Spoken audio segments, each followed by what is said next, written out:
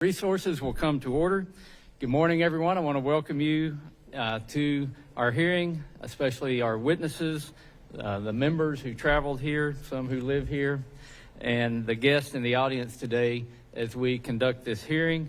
And we also want to welcome those who are tuning in online. Since this is a congressional hearing, like all congressional business, we open the session with the posting of the colors and the Pledge of Allegiance. So it is my honor to recognize the Putnam City High School Color Guard for the presentation of the colors, and we also have Mr. Hurd who will lead us in the Pledge of Allegiance. So if you will please rise.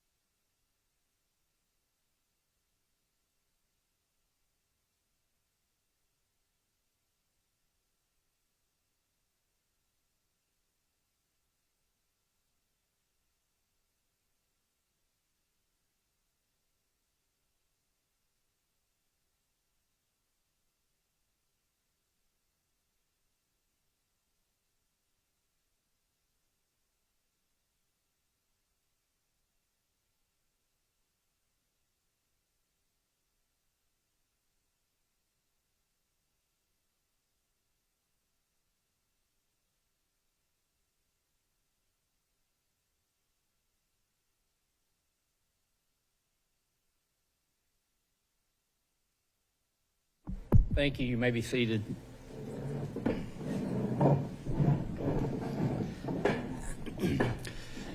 Without objection, the chair is authorized to declare recess of the committee at any time. The committee is meeting today to hear testimony for an oversight hearing entitled Examining 50 Years of the Indian Self-Determination and Education Assistance Act in Indian Country. Under Committee Rule 4F, any oral opening statements at hearings are limited to the chairman and the ranking minority member. I therefore ask unanimous consent that all other members' opening statements be made part of the hearing record if they are submitted in accordance with Committee Rule 3.0. Without objection, so ordered. By way of introduction, I'm Congressman Bruce Westerman from Arkansas's 4th Congressional District, and I serve as the chairman of the Committee on House Natural Resources. I'm grateful today to be joined by several members who represent the great state of Oklahoma and other members from on and off our committee who have traveled here to talk about these very important issues. I ask unanimous consent that the gentleman from Oklahoma, Mr. Lucas, the gentlewoman from Oklahoma, Ms. Bice, and the gentleman from Texas, Mr. Elsey, be allowed to sit and participate in today's hearing. Without objection, so ordered. I will now recognize myself for an opening statement. Again, thank you for joining us today for the committee's first field hearing of the 119th Congress. Special thanks to our hosts, Representatives Bice and Lucas, for being with us today and for your hospitality during the visit. I know we were in Representative Bice's district last night. We're in Representative Lucas's district this morning. At the end of the 118th Congress, I expressed my desire for our first field hearing this year to focus on engaging with tribes and to continue a meaningful discussion on how Congress can best collaborate to uphold the United States trust responsibilities to Native American communities. We hosted a roundtable in D.C. last November that engaged members of Congress and tribal leaders from across the country to discuss how to best expand economic opportunities, enhance healthcare delivery for tribal communities, among other topics. From the discussion at the roundtable, it was evident there is considerable interest in Congress and among tribal leaders for increased dialogue focused on enhancing tribal self-governance, promoting economic opportunities, and improving the quality of life for tribal communities. Since the 1970s, the United States has pursued a policy of self-determination for tribes, enabling tribal governments to direct the services provided to their members. It was President Nixon who said, and I quote, "We must make it clear that Indians can become independent of federal control without being cut off from federal concerns and federal support." Simply put, tribes know best how to serve their people. As a result, Congress enacted the Indian Self-Determination and Education Assistance Act, or ISDEA, in 1975. This law, Public Law 93-638, which is commonly referred to as 638, established the statutory basis for self-determination contracts and later self-governance compacts. Through the authorities provided in ISDEA, tribes can establish systems to provide essential services that promote economic development and improve health care delivery for their members, among other things. Today's hearing features tribes that have utilized the 638 authorities to assume responsibility for delivering essential services to their members from the federal government. Ensuring consistent and culturally appropriate health care in Indian country is a challenge for the federal government. However, by centering the responsibility at the local level, Indian nations have improved health care access and delivery for both their tribal citizens and those in the surrounding communities. When it comes to economic development, government processes such as those required to process land transactions must move at the speed of business, not at the glacial speed of the federal bureaucracy. Tribes have taken innovative steps to cut federal red tape, develop locally grown solutions, enable themselves to compete in a global marketplace. We will hear several such success stories today. Unfortunately, despite the success of the 638 program, tribes continue facing challenges in expanding the scope of 638 contracts and compacts to other federal departments and agencies. The United States has a nation-to-nation relationship with each federally recognized tribe, and each tribal nation is unique. As such, the federal government must not adopt a one-size-fits-all approach. I hope this hearing will provide us with a better understanding of the role self-determination agreements play enabling tribes to serve their people most effectively. I also hope we'll identify opportunities for Congress and tribes to improve the 638 authorities and the relationships that exist between the federal government and tribal governments. I look forward to hearing the testimony of our witnesses and to the discussions that will follow. I now recognize the ranking minority member for any opening statement.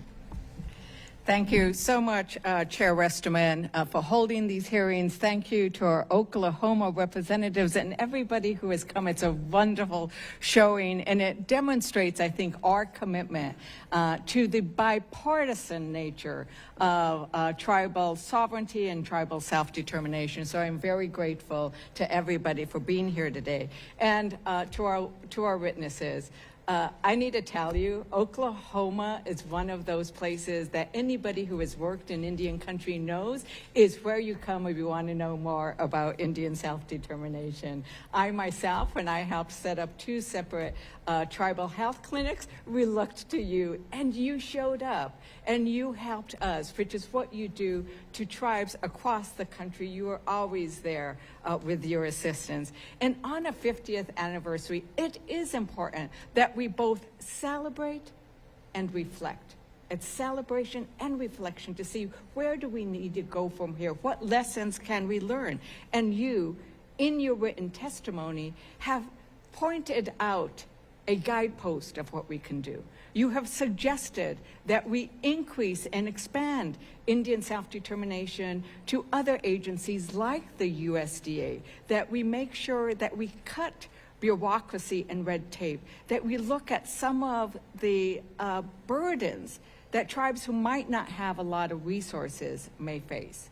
And so I am very pleased to be here, the place where the Cherokee Nation was one of the first tribes to negotiate a 638 contract with the IHS and has the largest run health facility. Muscogee Creek's health system serves over 40,000 patients.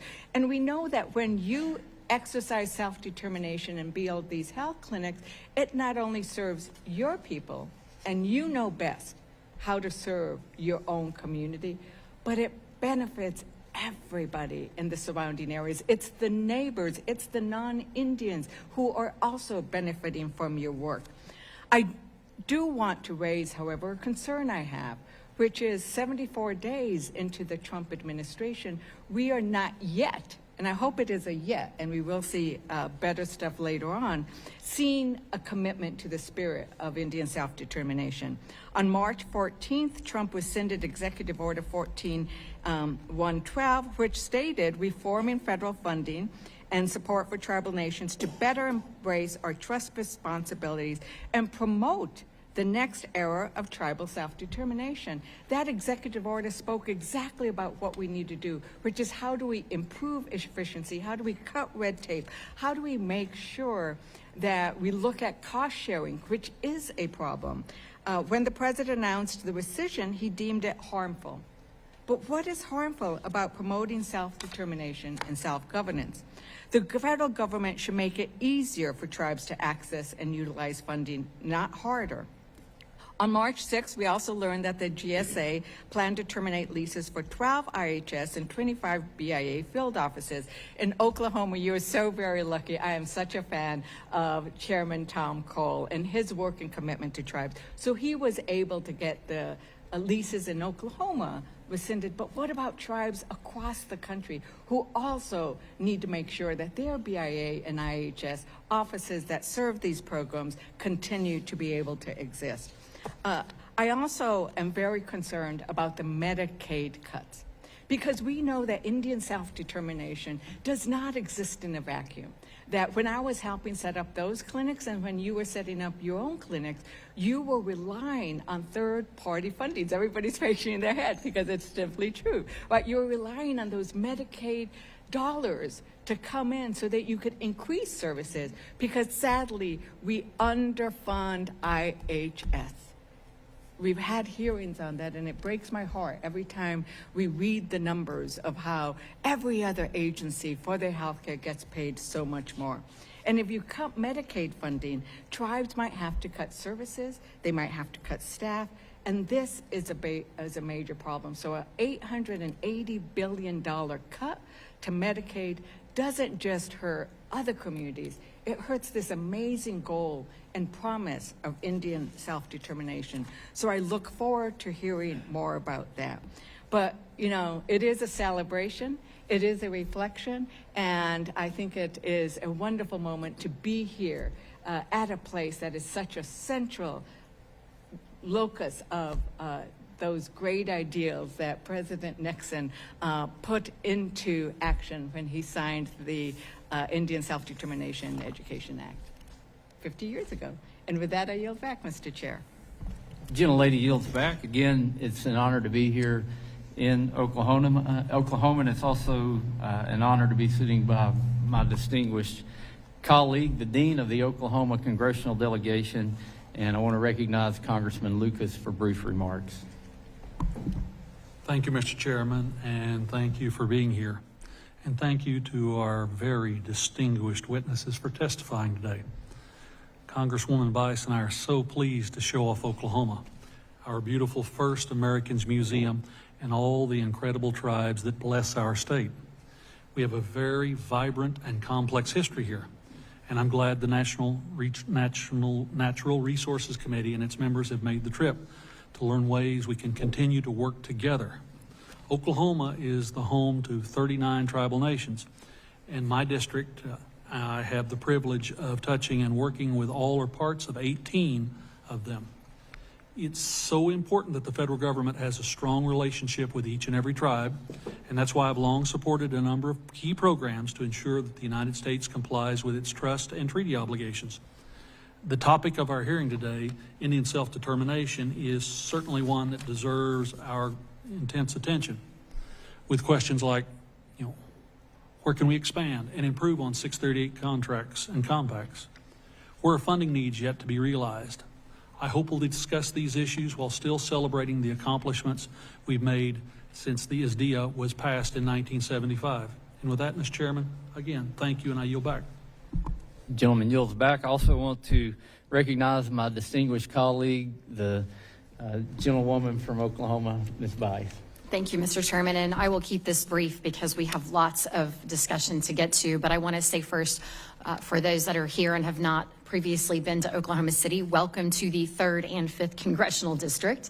We're thrilled to have you all here for this important hearing, and thank you, Chairman, for choosing Oklahoma to have this important discussion. I hope you all have had a chance or will have a chance to see the museum. It's an incredible new addition to this community, and I hope you get the chance to see some of the amazing things that are here. I would just reiterate what my colleague, Mr. Lucas, and Chairman Westerman have said, and that is Oklahoma is actually home to more than 36 federally recognized tribes. And these individuals are providing pivotal resources to our communities through compacts and partnerships across Oklahoma and across the country.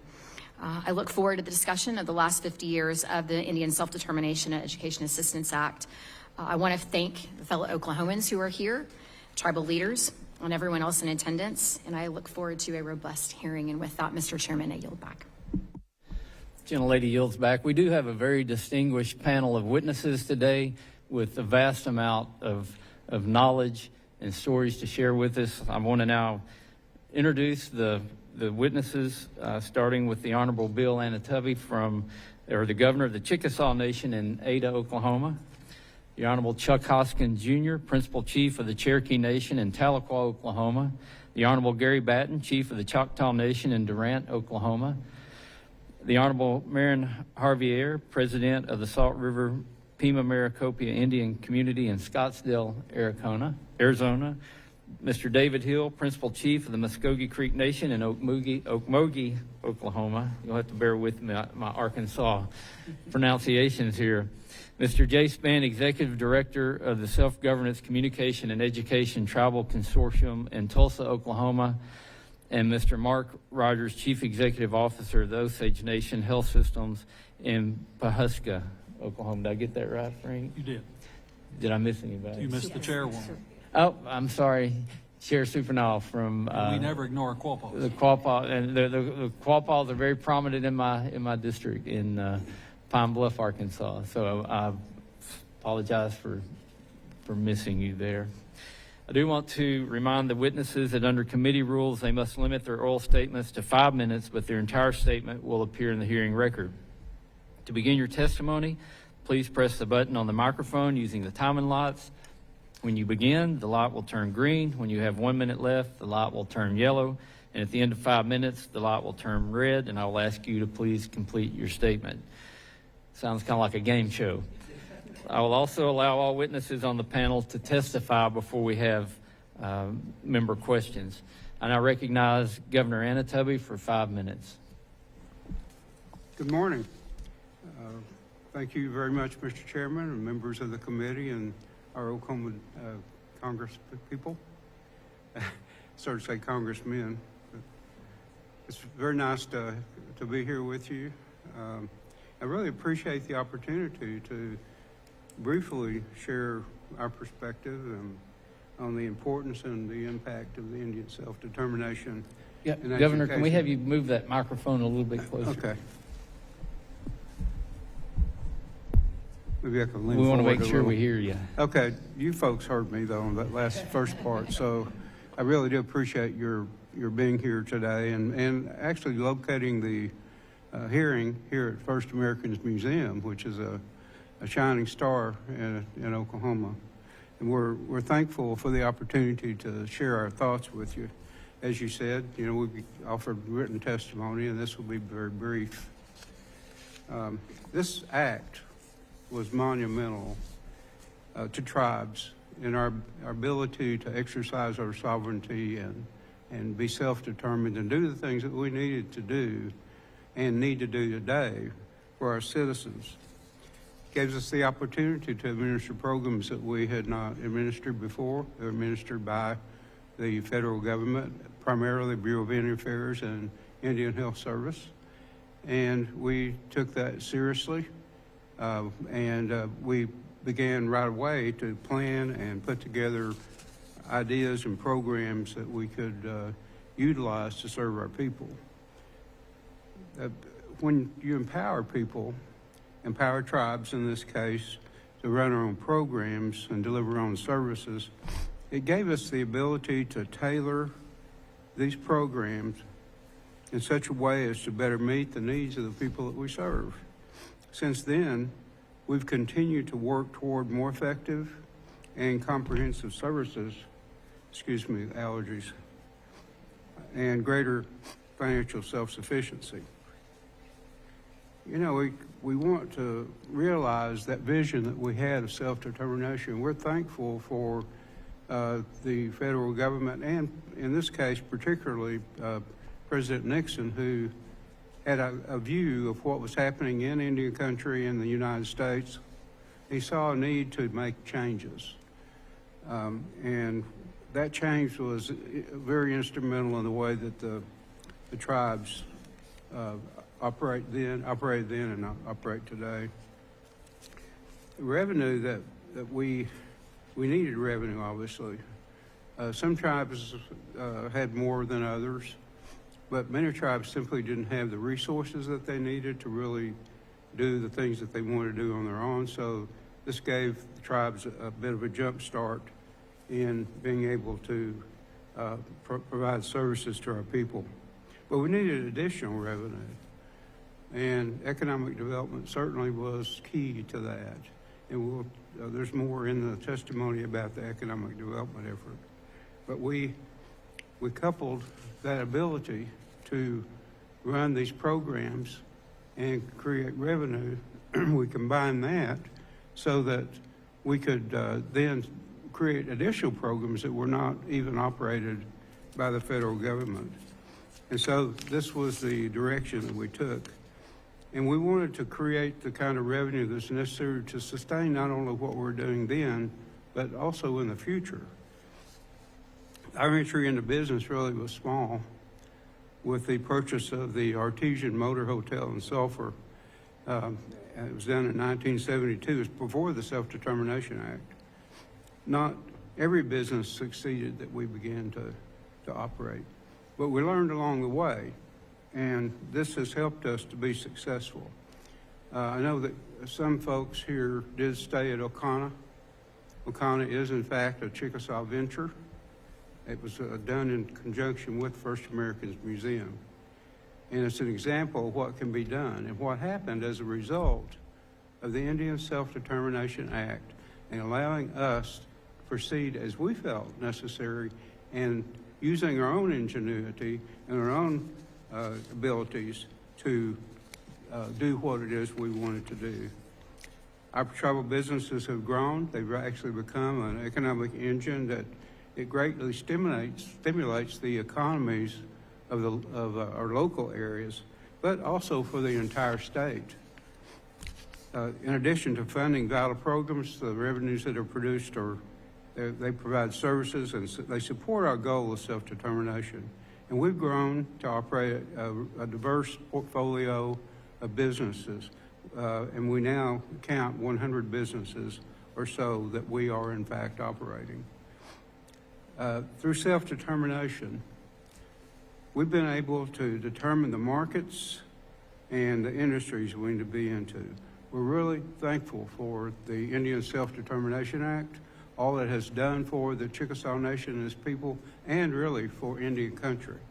And we applaud the U.S. for actually creating this opportunity for us and allowing us to do what it is that we can do in the way that we want to do it. Thank you very much, Mr. Chairman. Thank you, Governor. I now recognize Principal Chief Chuck Hoskin, Jr. for 5 minutes. You're recognized. Chairman Westerman and members of the committee and members of the Oklahoma delegation, I want to express my... Mr. Hoskin, if you... Governor, will you please turn your microphones? Thank you. All right. Chairman Westerman, members of the committee and members of the Oklahoma delegation, I want to thank you all for your presence here. I want to also say OCO on behalf of the Cherokee Nation. You're not in the Cherokee Nation, but you're very close. And I'm glad to be here with the distinguished panelists, including fellow tribal leaders. It's my honor to serve as chief of the Cherokee Nation. We're the largest tribe in the United States, I represent here over 470,000 citizens, including, Mr. Chairman, citizens in every district of every member represented here, 19,000 in the great state of Arkansas. We're a large tribe. We do, I think, a great deal of good. And a lot of what we do, a lot of what we built on over the last 50 years has been a direct result of ISDEA. This law is, I think, one of the singular accomplishments of this country, and it demonstrates that on a bipartisan basis, the Congress of the United States, the President of the United States can focus on self-determination, can focus on unshackling tribes to exercise tribal sovereignty, and to do what we've always been capable of doing when the laws of the government of the United States are shaped in a way that allow us to do it. We are, in Cherokee Nation, the economic engine of Northeast Oklahoma. We have a 7,000 square mile reservation in Northeast Oklahoma. We just did an economic impact study that shows we have an annual impact of $3.1 billion. This, of course, has this rippling effect across the region. It creates a great deal of employment. It spurs entrepreneurship. And I'm not only talking about our citizens, although that's my primary care and concern. It is all of the individuals who live across the communities in our reservation. Much of this success is due to the reforms that are from this era that we're talking about. ISDEA, allowing, again, the Cherokee Nation and other tribes to chart our own future by exercising our own judgment, determining what the most efficient way to spend federal dollars is, how to shape programs. Quite simply, we have demonstrated in the past 5 decades that tribal nations can spend a dollar better than the government of the United States. We demonstrate it time and time again. We were one of the first tribes to embrace self-governance for compacting and delivery of federal programs and services. And today we assume administration for every program, service, function, and activity that allows for self-determination and self-governmental authorities. We're able to build roads and infrastructure, support housing and education, operate world-class healthcare facilities, preserve and improve our natural resources, and lift up rural communities in particular without being bogged down in federal red tape. And one of the reasons is that we're closer to the people, we're closer to the communities. We know the people in many cases that are being affected by this, and we certainly know the communities. Again, tribal citizens and non-citizens alike benefit. Consider the most recent accomplishment of the Cherokee Nation under this law. That's our self-governance agreement with the Department of Transportation. We're able to exercise authority closer to these projects to make sure they get done in a manner that we think they should get done in, working with local stakeholders, but local is the key. We can do it the way we think we should do it, not the way Washington, D.C. Agencies dictate that we should do it. Healthcare facilities is perhaps the greatest accomplishment of the Cherokee Nation under this law. We operate a system that is better than any system the United States has ever run. We see 2 million patient visits a year, and we are the healthcare system of choice for our citizens. We're leading the way. We have a partnership with Oklahoma State University right on our health campus to grow our own doctors, so to speak, which is the way we plan for the future. In the area of natural resources, we engage in compacts that allow us to manage tribal lands, whether it's fighting wildfires or just managing the natural life that we found when we were removed and that we are charged to take care of. We do that under ISDEA. We are, I think, leading the way in the area of natural resources. We are, I think, by any metric, much better off 5 decades after President Nixon said we should do this and the Congress on a bipartisan basis said we must do this. We have demonstrated that tribes spend dollars wisely. We administer programs better. The continuation and strengthening of this program is what the Congress should do. Your presence here demonstrates your commitment to doing this. And I have to say that the secretaries of the agencies that we've dealt with under the Trump administration, the Secretary of HHS, Secretary of the Department of Interior, have also demonstrated an embrace of this law, and that's critical. Thank you, Mr. Chairman. Thank you, Chief Hoskin. The chair now recognizes Chief Batton for 5 minutes. You're recognized.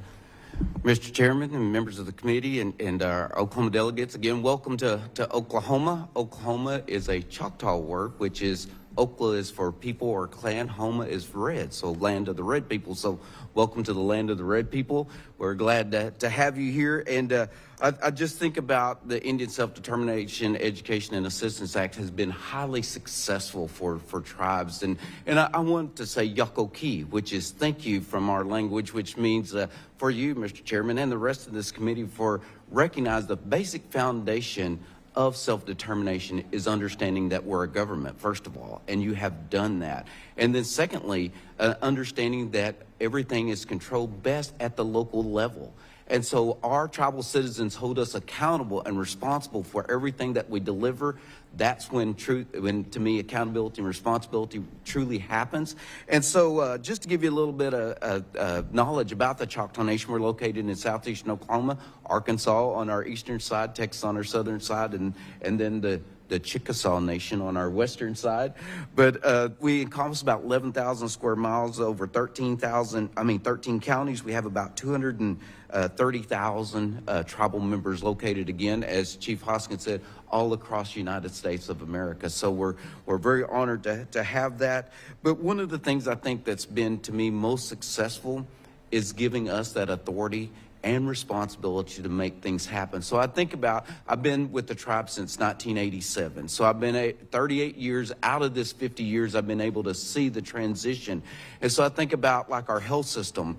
When it was ran by the federal government, we were restricted to what dollars could go into dental, what could go into family practice. So when we compacted that, used to we had about 100,000 outpatient visits. And now we'll see over 1.1 million outpatient visits. We built a hospital, 7 different clinics, 2 recovery centers, one for our females, one for our males. The one for our females is for our women that's trying to keep our children and their families together. So it allows us to give that local control. I think about in the areas of education. Used to, when it was ran by the federal government, it was restricted to 1/4 degree of blood or more. Now, since the tribe uses our own resources and able to compact and so on, we delivered about $61 million in education services to over 13,000 tribal members within our area. And to me, to see that we have grown from, when I started in 1987, we had about 110 employees. Today, we have over 13,000 employees within the Choctaw Nation. That's what the Indian Self-Determination Education Assistance Act has allowed us to do. And again, as Chief Hoskin said, yes, our primary focus is our tribal members, but not all of those people have benefited. All of our employees are tax-paying citizens that pay into the state, to the county, to the federal government, and we're very proud and honored to do that. We're very proud to be Americans as well. But it's also, for me, it's given us the ability to be things like, I want to just highlight this, with that 13,000 employees, we're the #2 employer in the state of Oklahoma. They're 32nd best in employer nationally. And we're very honored that because we used our traditional culture to bring to our modern day organizational culture to help us succeed and move forward.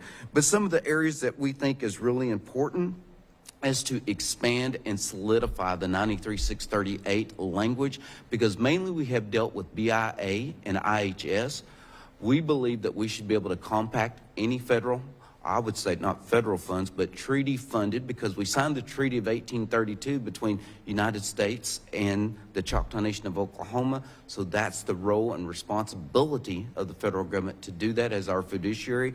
But we believe if we could just do HHS and forestry, for example, Ouachita National Forest is in our area. We should be able to compact. We believe we can manage it better. It lacks resources, even through some of our other agencies, the Food Distribution Program, Children and Family Services, all of those. If you give us the responsibility, we'll show you that we can be accountable and that we can administer it extremely well. And, you know, you think about like education funds. I mentioned to Representative Hurd earlier that, you know, automatically the federal government will send dollars down to the state level. Well, I think we should be able to have that same relationship not that we're a state, we are a government, but those dollars, we should be able to compact all of those dollars and come directly to us.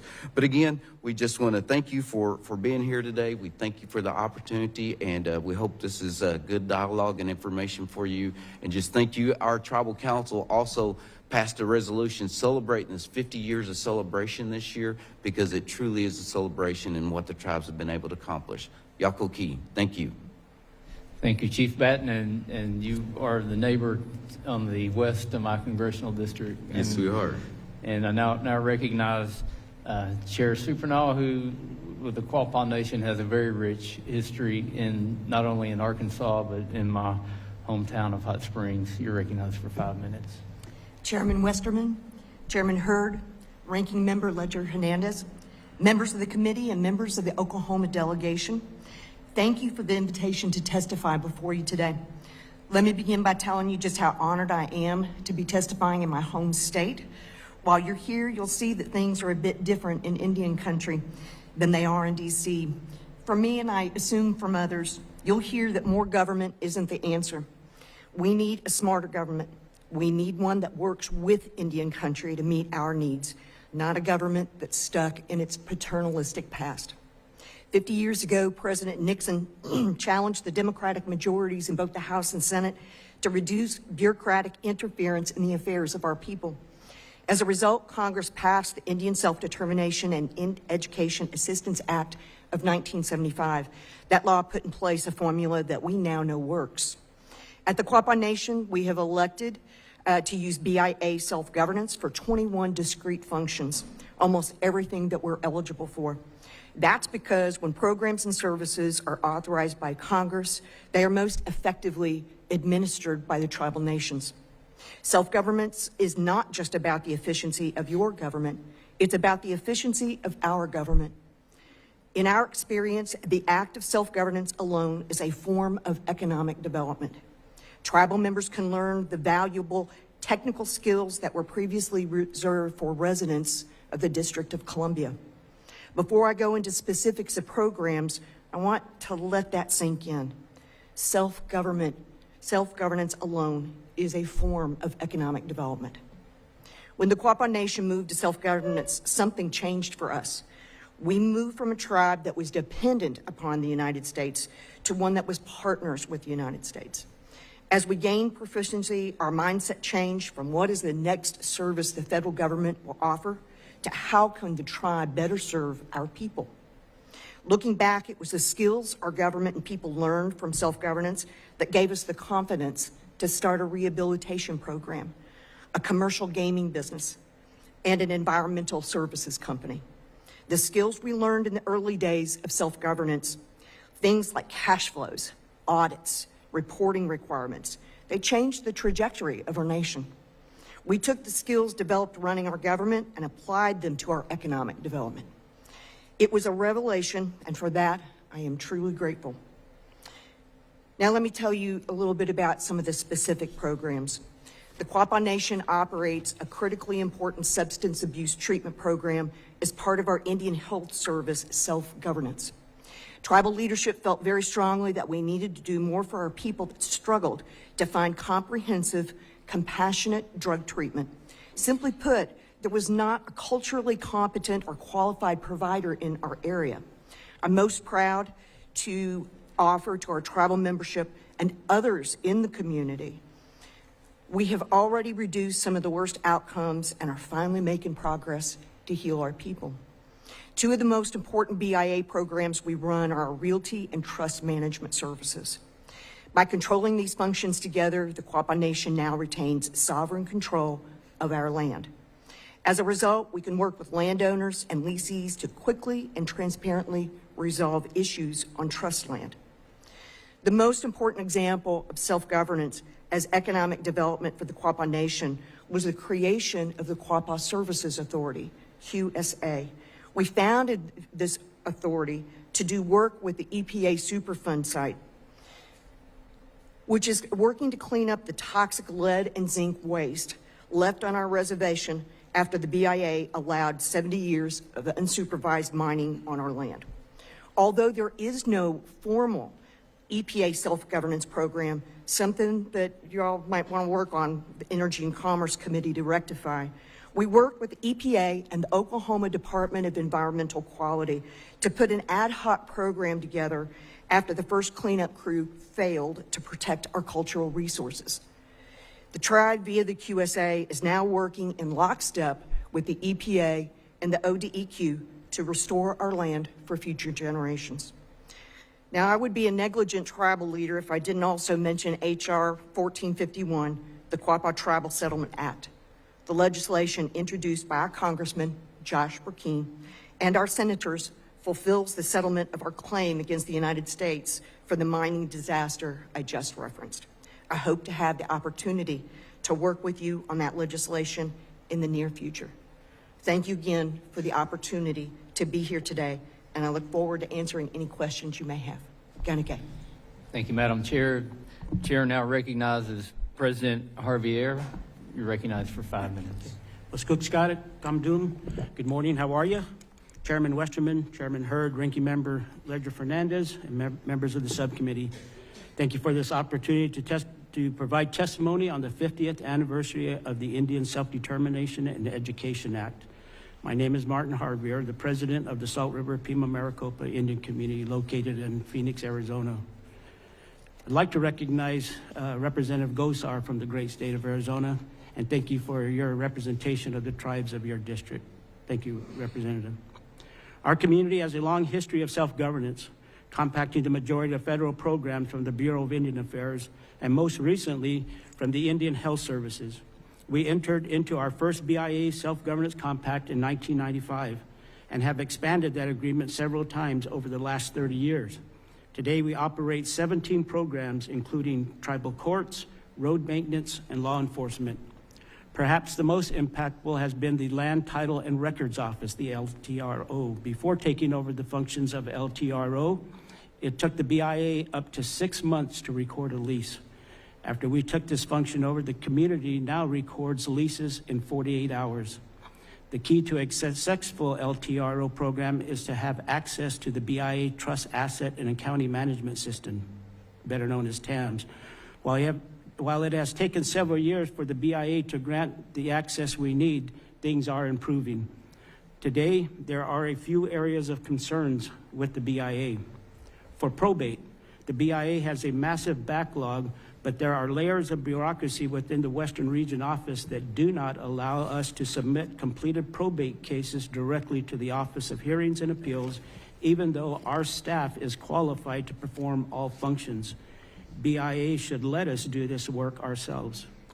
Further, understaffing at the local Salt River agency means that we often must work with staff of another agency that lack the knowledge.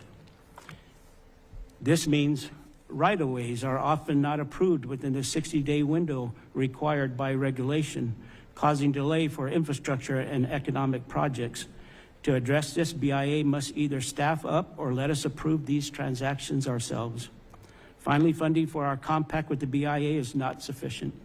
For example, in 2023, we received $15 million to run these programs, but had to spend more than $37 million of tribal funds to meet the need. That means we spend more than 2 times the amount on these programs than the BIA provides.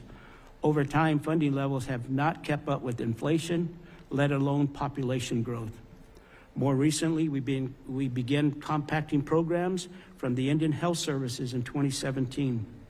Self-governance is an integral part of our 5 and 5 goal to increase the life expectancy of our community by 5 years every 5 years. We face a stark reality. Residents in our community, on average, die more than 30 years younger than residents of Scottsdale, only a few miles away. It will be a challenge to meet our 5 and 5 goal if there are significant cuts to Medicaid. IHS only funds about 65% of our operational budgets, so we, like other tribes, rely on third-party revenue to supplement our programming. And the vast majority comes from Medicaid. Any cut to Medicaid would significantly reduce the budget of our health system. And without an equal increase in IHS funds, we would have limited capacity to expand programs and facilities that are needed. A cut to Medicaid would make it nearly impossible to keep up with the demand for service. After only 2 years, our health facility is serving more than 300 new patients each month. In addition, later this year, we will be opening a 61-bed residential treatment center that is part of our Journey to Recovery program, but we cannot meet the future demand if funding levels remain the same. Finally, Congress must fully fund contract support costs and 105L leasing. Last year, I was proud to co-chair a contract support cost advisory group to develop a framework and process to implement the requirements of the U.S. Supreme Court decision in the San Carlos Apache Tribe litigation. The IHS and tribes successfully concluded negotiations in December of 2024. Following, our community was the first to go through a pilot program to test this process, and we successfully concluded an agreement in January of this year. I am glad the President and Secretary Kennedy have continued that work. In closing, I want to thank the committee for holding this hearing. In the 50 years since Self-Determination Act, we have seen tremendous positive change for our communities. I am hopeful this administration and this Congress will continue its commitment to work with tribes to improve self-governance for another 50 years. Thank you again for this opportunity to testify, and I'm happy to answer any questions. Thank you. Thank you, President Harvier. The chair now recognizes Chief Hill for 5 minutes. Good morning. Thank you. David Hill, Geographical, Muscogee, Miko, Dogas.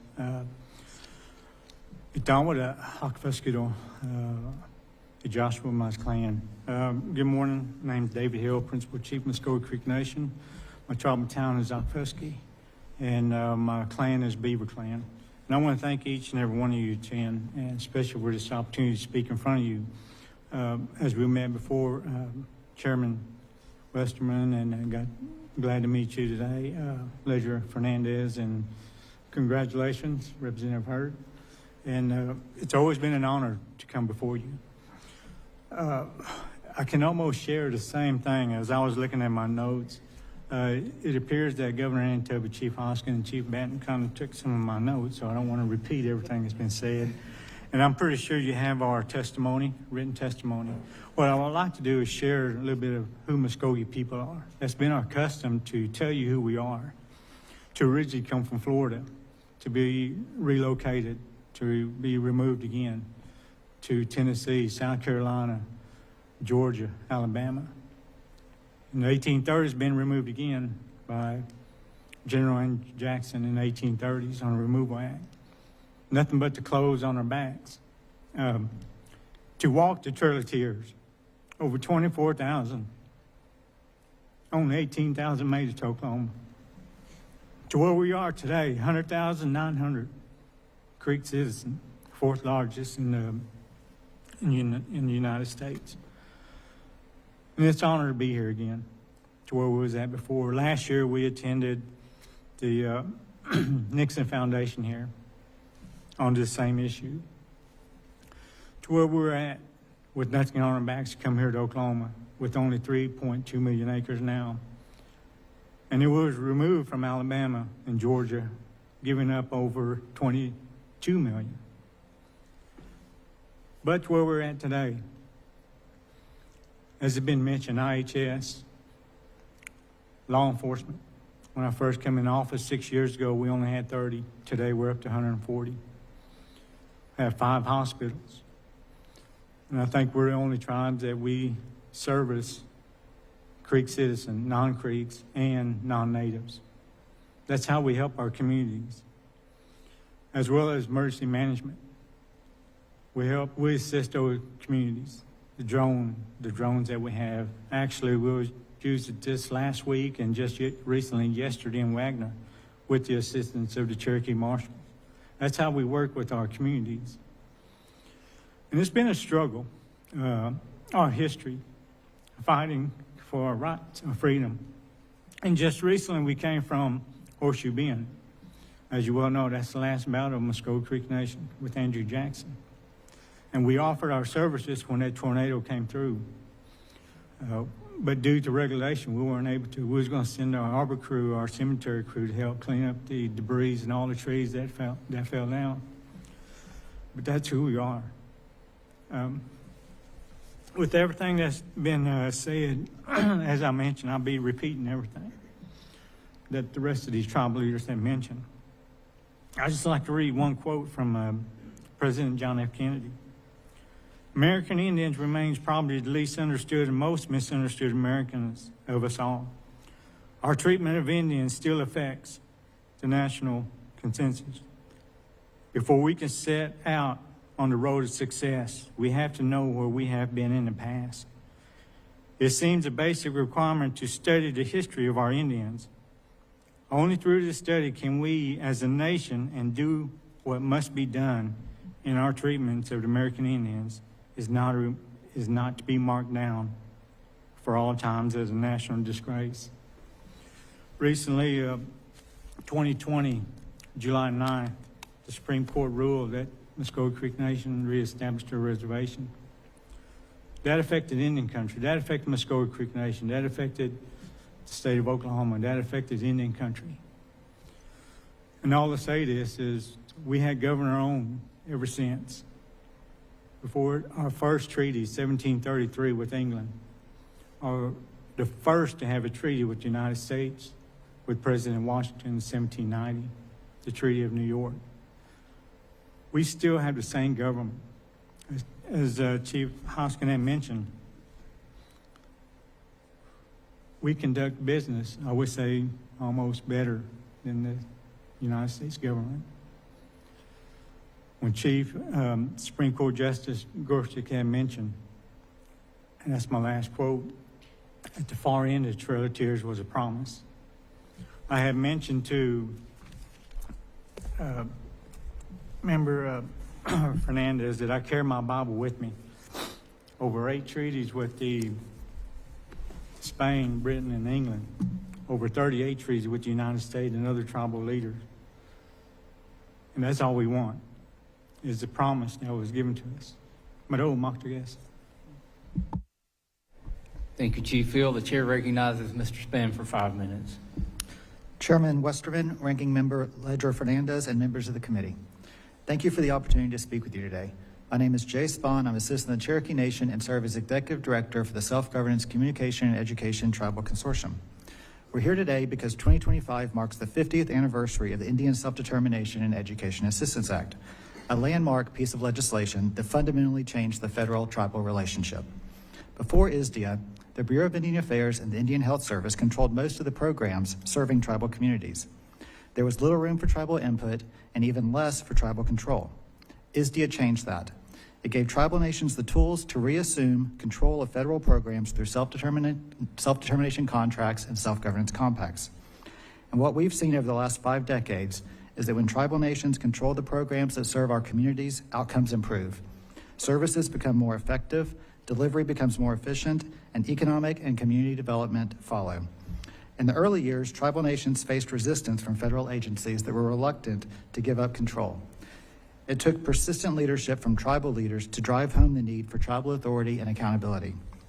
That led to the evolution from self-determination to self-governance, where tribal nations not only received the funding, but equally important, the authority to design and implement programs without federal micromanagement.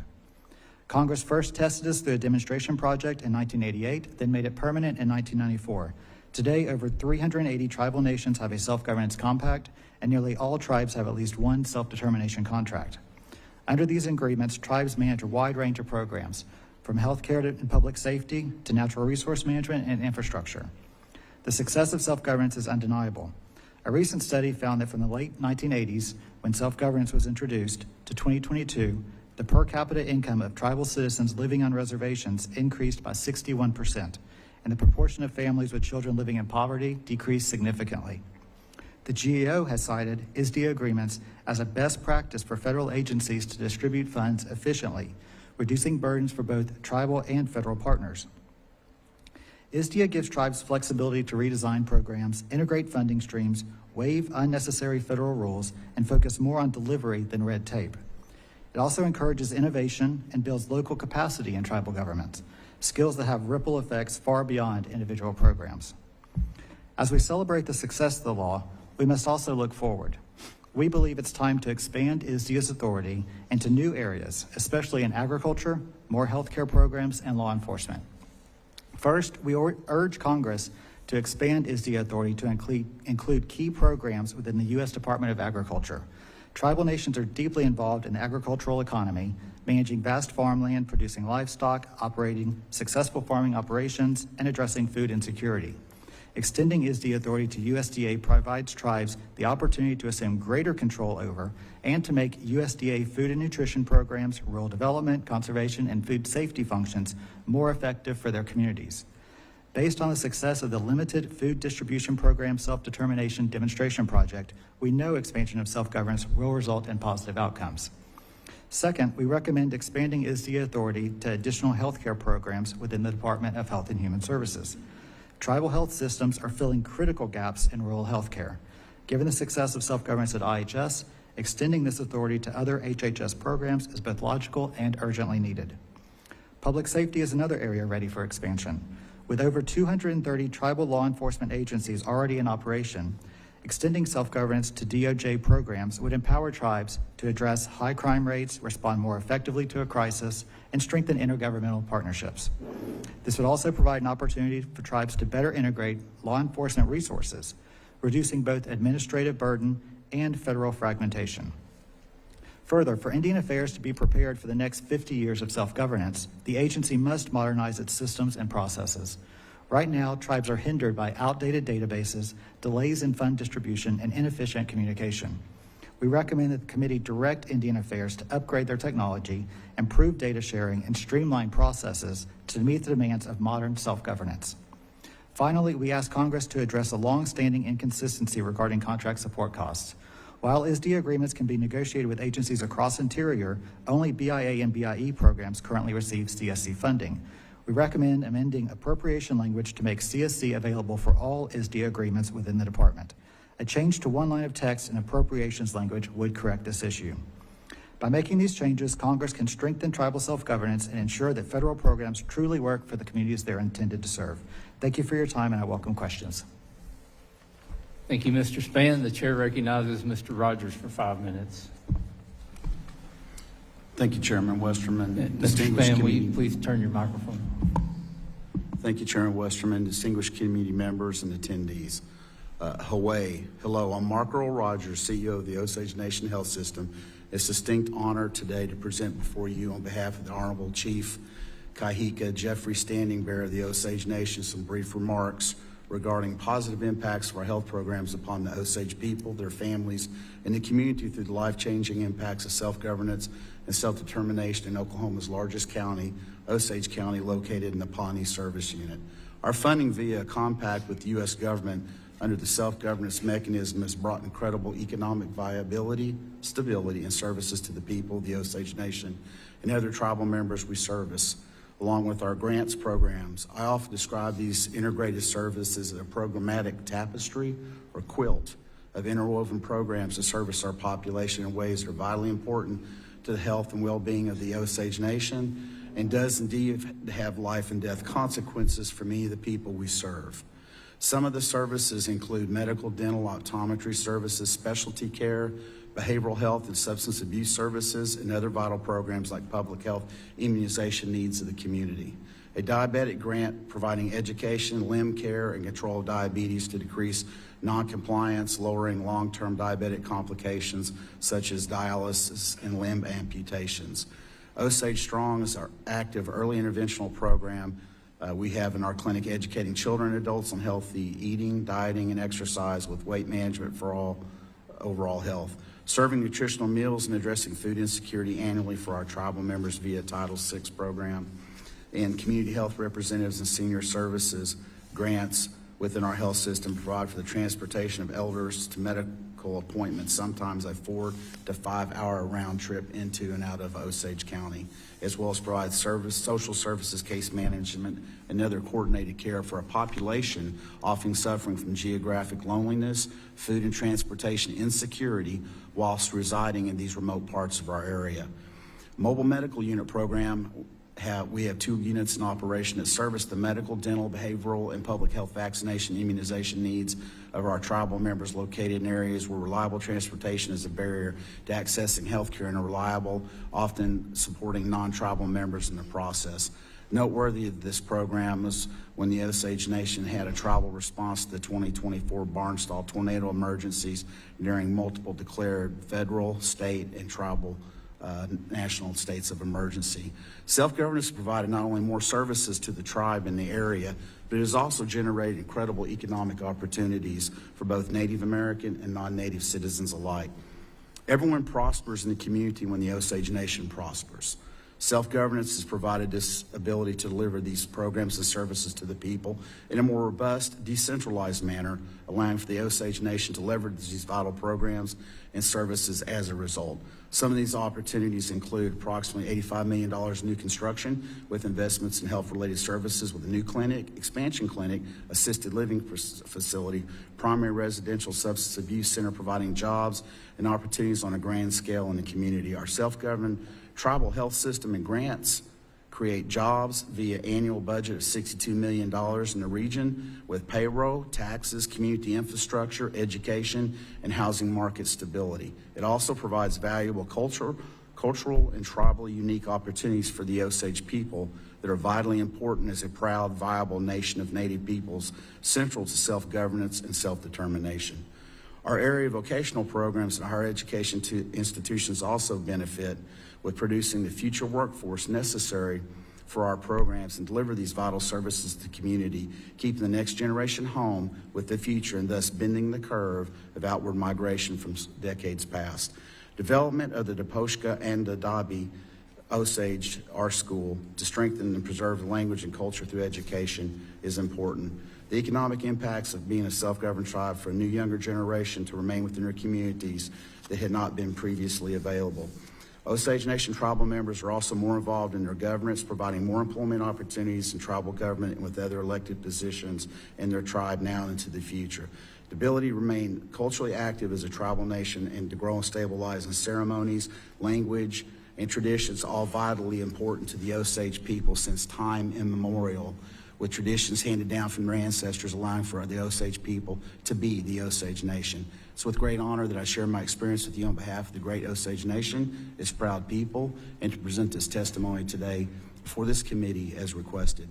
Thank you again for this opportunity, and thank you, United States Congress, for all it has done and continues to do in advancing the recognition, economic needs, and self-determination of all Native peoples. Wena, thank you. Thank you, Mr. Rogers, and again, thank you to all the witnesses. You know, as I listened to your testimony, I thought, how many laws has Congress passed that people come back 50 years later and celebrate the effectiveness of the law? I think ISDEA is a great example of good policy, good bipartisan policy that's really made a difference. Chair Supernaw, I think you summed it up. You said as ISDEA changed things, we went from dependents to partners. And it appears to me we've only just begun on what we can do when we empower people and when we let decisions be made at the local level. So it's exciting that we're here today. We're going to now move to member questions, and I'm going to begin by recognizing the gentleman from Oklahoma, Mr. Lucas, for 5 minutes. Thank you, Mr. Chairman. And as a part of self-determination, there are many programs in many different parts of the federal government. My first question, I'd like to focus on the 2018 Farm Bill, where we established a pilot program that allowed a few select tribes, it's the nature of a pilot program, including the Chickasaws and the Cherokees, to enter into self-determination contracts to purchase USDA foods under the Food Distribution on Indian Reservation program. When USDA consolidated a number of its food distribution warehouses, leaving many tribes in a tough spot, the Chickasaws and Cherokee nations were able to continue operations and assist other tribes through that disruption. My first question is to Chief Hoskin and also Governor Anoatubby. How has this pilot program helped in the distribution of food in your communities? And whoever would care to go first, please. Thank you very much. The program is excellent. I want to be sure to say that as we move into this answer. We've had this program for somewhere around 40 years. And in all cases, the federal government would provide the food to us. And of course, we have the opportunity to order that food based on what our needs were. With the addition of with the self-determination type program where we can purchase certain foods ourselves was certainly something we welcomed and we believe, and it has proven to be a very good change. In fact, sort of a side note is I believe that we could do the same thing with the entire program under 638. We could avoid some of these issues that we had last year. But during the time that we had the shortage, we were obviously depending on the federal government to supply us as we ordered the food. And when we ran low, we would order, or at least to a certain inventory level. And when that food did not arrive, it did cause us some issues, as you can imagine.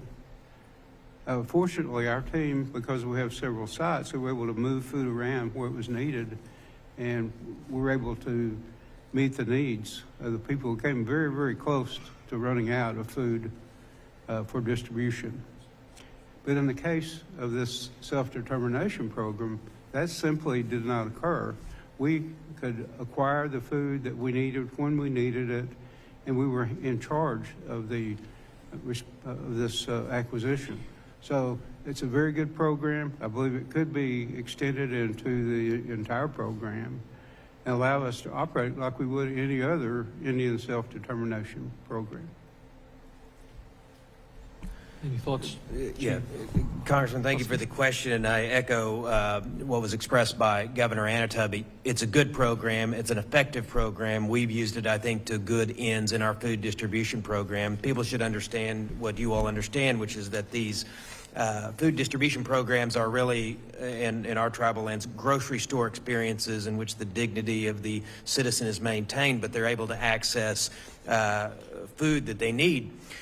Where this has been so beneficial is it's empowered us to buy locally, if we choose to, make the decisions as to where our food comes from, which is something in this country I think we've got to get back to. So it meets that interest.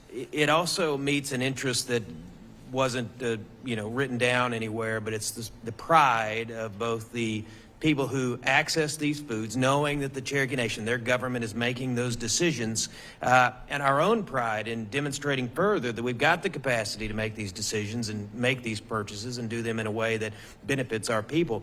Relatedly, during the pandemic, when we saw what the rest of the country saw, which is a bottleneck in meat processing, we were determined to do something about it. And so we started our own meat processing company. The first time we'd ever been in that sort of endeavor.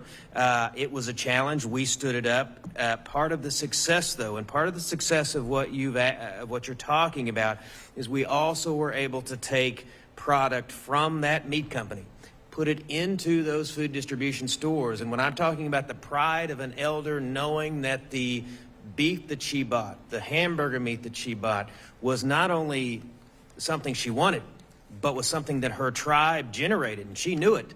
That's the sort of pride that you can't put a price on. It also enabled us to increase the capacity in meat processing, because that's an industry that takes professional capacity, and we built that up. So if people in this country want to talk about shopping locally, building up local economies, making sure people locally can decide where their food comes from, they need to look at this program because it's a success. We've demonstrated that we can do this across USDA programs, which is an agency that's been challenging to deal with. This has enabled us to make a lot of progress. Thank you. As I yield back, Mr. Chairman, just another example of why we have to have a farm bill passed every 5 years in Congress. I'll second that. Former Ag Chairman Lucas. The chair now recognizes the gentlelady from New Mexico, Ms. Ledger Fernandez, for 5 minutes. Thank you, Chairman. And I need to thank each of the witnesses. It was such an inspiring morning to listen to both your descriptions of what you have done in your place as being closest to the people, because you are the people, right? And the idea that the self-determination is the promise at the end of a trail is both a beautiful image, but it is also, I think, that we are on a path that it is not the end of the trail. It is on a path that we are all on together as partners, and not as dependents, but as partners. And the whole federal government, and everybody is looking to have more efficiency, has so much to learn from what the tribes have done. I'm also very inspired, and I would love us to follow up more. We just have so little time with regards to the manner in which taking over the realty functions is so key, because that is such a bottleneck for economic development.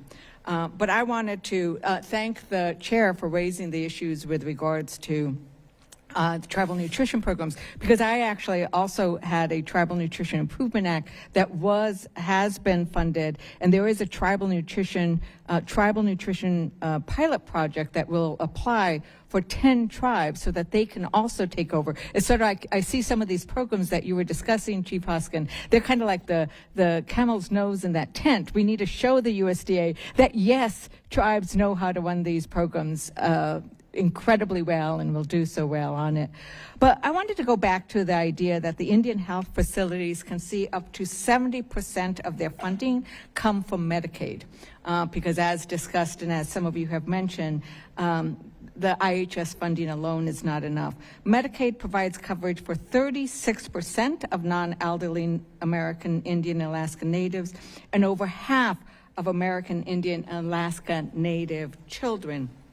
President Harvier, you, I know, are in the process of completing a residential treatment facility. I want to thank all of you for the work you do in mental health and substance abuse, drug addiction. Can you tell us, President, how any potential cuts to Medicaid or third-party revenues would affect the completion of that facility?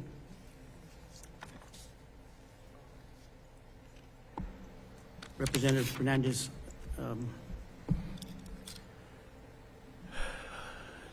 if Medicaid cuts were to happen, I really think the community really have to look at what programs would have to be cut or put on hold in moving forward. As I mentioned, we estimated the third-party revenue accounts for approximately 34% of our operating budget. It's going to be something that we would have to look at and see, well, what projects are we going to move forward because of the cuts. The facility itself is going to open here, hopefully by the end of this summer. A 61-bed facility, 24 beds for female, 24 beds for male, 13 acute detox rooms. Something sorely needed in our community. And I think all tribal nations are suffering because of drug addiction, alcoholism. This facility is a bigger part of what we're trying to do and what I mentioned in my opening statement of trying to expand the years of life in our community. 5 years and 5 years.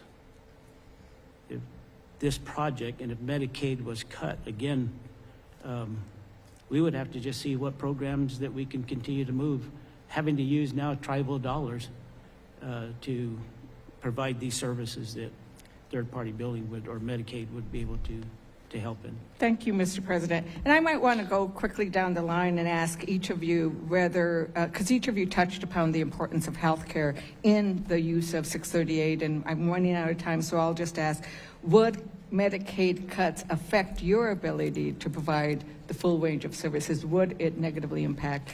So Governor Anoatubby.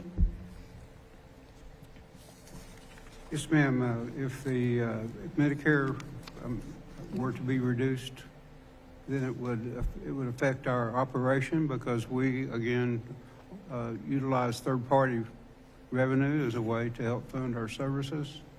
And so any reduction in Medicare would, in fact, cause us to have a reduced budget. Thank you, Governor. And I think I'm going to run out of time, so maybe a yes or no. Principal Chief Hoskin. Well, I can't be restrained to a yes or no, but I will say that it would be not only damaging to the Cherokee Nation's health system, but think of the opportunity cost in the future. We're in a growth phase. We're building a world-class system of wellness. We're building it notwithstanding the Congress of the United States has not adequately funded Indian health care, so we lean on Medicaid. If that cuts, it's not a single injury, it's a double injury, and I trust members of Congress and the majority and the president when they say there won't be cuts, but this is a trust but verify situation as we go forward. Thank you, Chief Batton.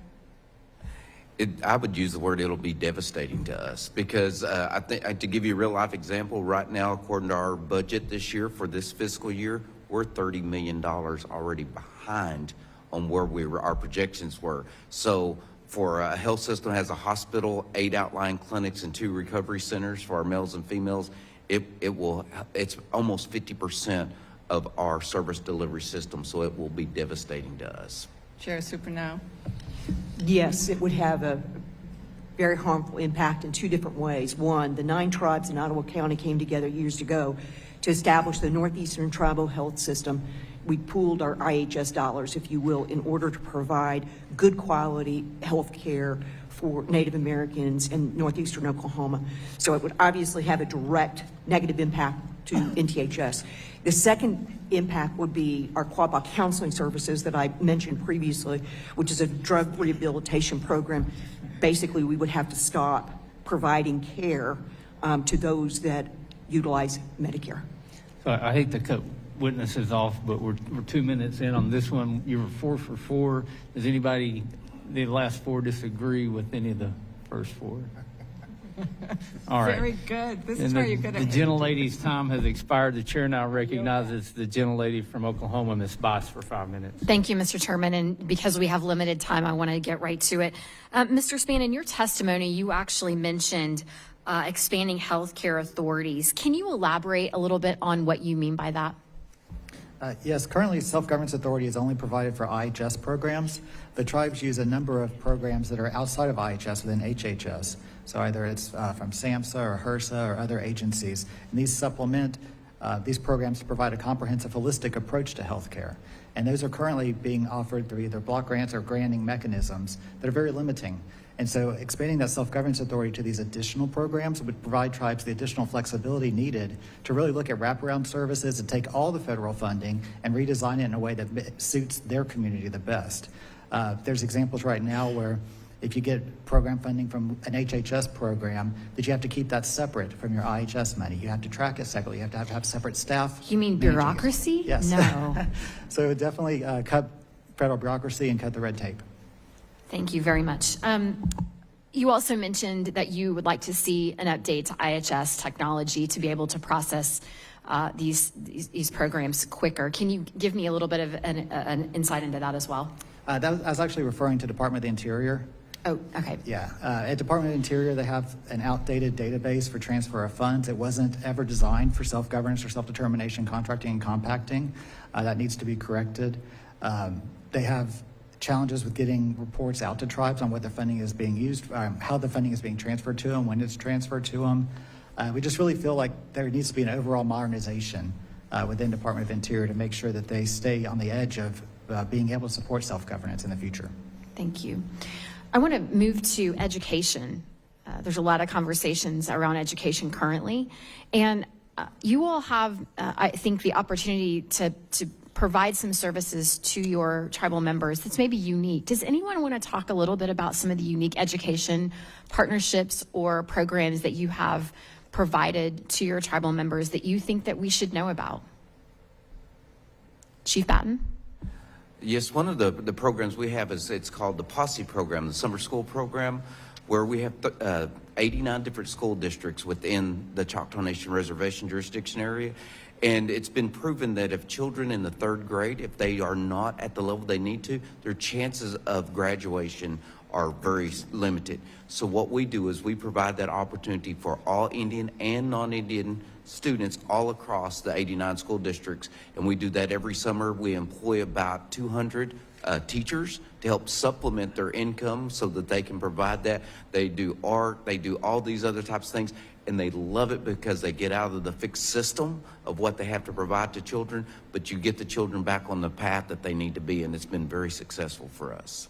Anyone else want to Chief Hoskin. Just briefly, Congresswoman, we recently have been part of an agreement through the Bureau of Indian Education, the Native American Agriculture Fund, using in part some Keeps Eagle settlement money and some Bureau of Indian Education money to restore agriculture education at Sequoia School, which is the school that we operate under a BIE contract. If we mean to lead in the agriculture space, and we do, we have to invest in this generation coming up, and that's what we've been enabled to do through that partnership.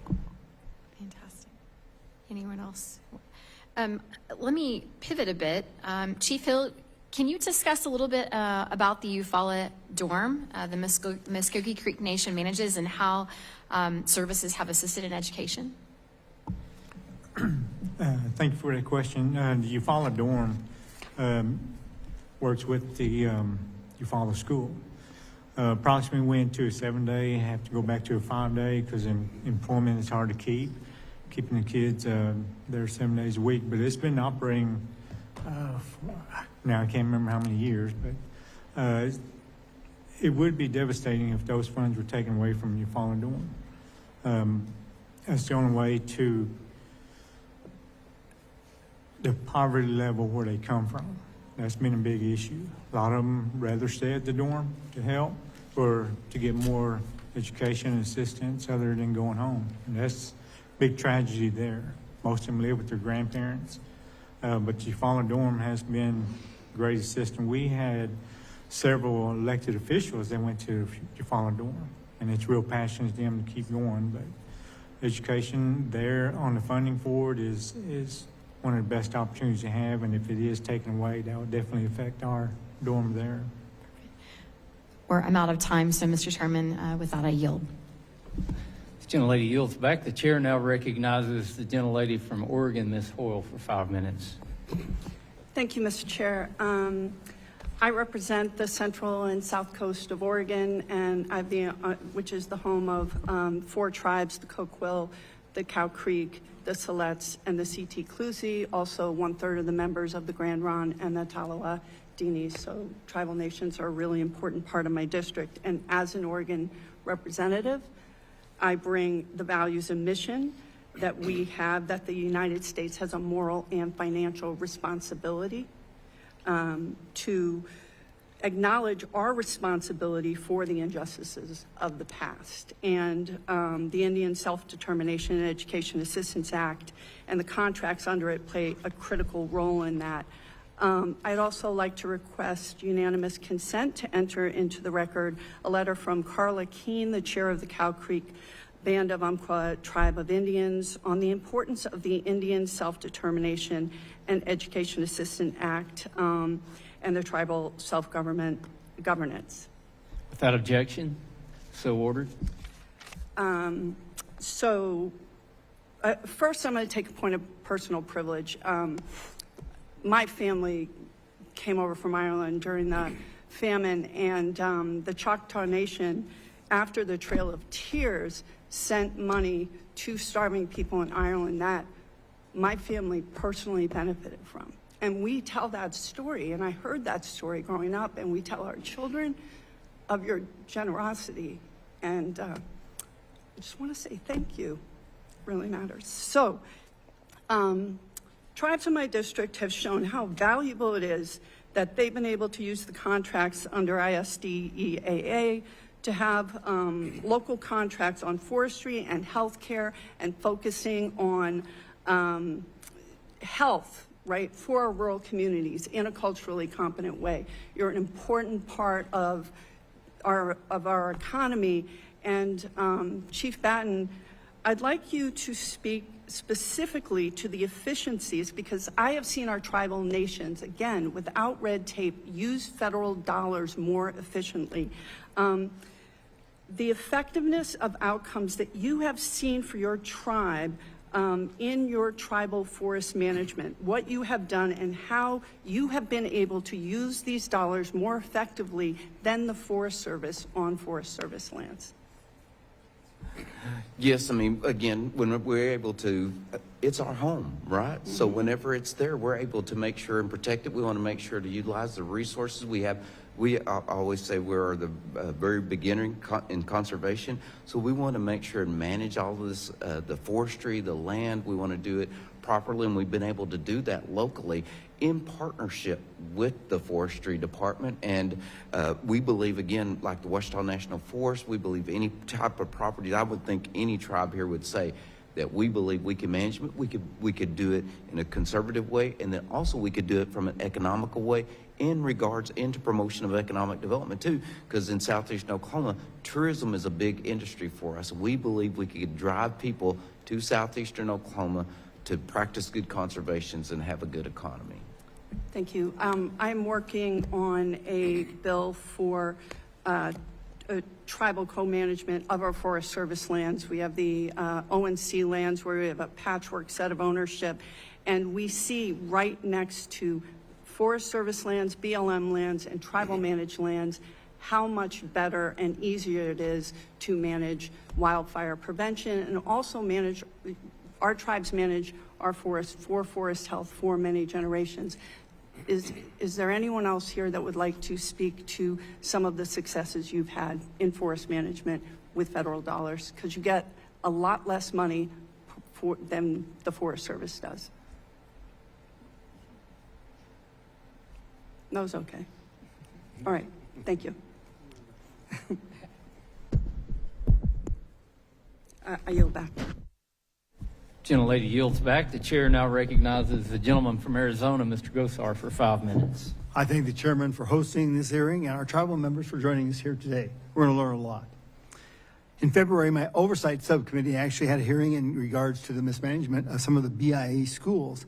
And I think this hearing piggybacks that very, very well. So let's go back to school and look at the word self-determination and what is also the meaning of sovereignty. To be truly sovereign, our tribal communities need to hand up to secure economic development for their future. We need to declare and define where the trust obligations begin and where it ends with both Indian country and with the federal government. I've always said the future of this country goes through Indian country. I still stand by that. Now, I would be amiss if I did not quantify some of these things about Medicaid. I'm also a dentist, so I know a lot about this, okay? The Medicaid is not being cut, it's being capped. And part of the problem with this capping is what happened during COVID. We rose Medicaid enrollments by 60-some%. We didn't ask anybody about did they have alternative health care. We just added them. It rose over 60%, okay? And all we're asking is that if we were to cap it and to raise it by medical inflation, which is twice the inflation rate, we would save about $1.2 trillion. That's it. But if you were to add into that, if people went to ask for a job, or you were asking them to reapply to find out if they did have alternative methods for healthcare, boy, you'd save hundreds of billions of dollars as well. So one of those things I've always said is that, as I said, the tribes this country goes through Indian country. I also believe that for healthcare. Now, Chief Rogers, how could this Self-Determination Act really help us in the new administration's wellness and preventative aspects?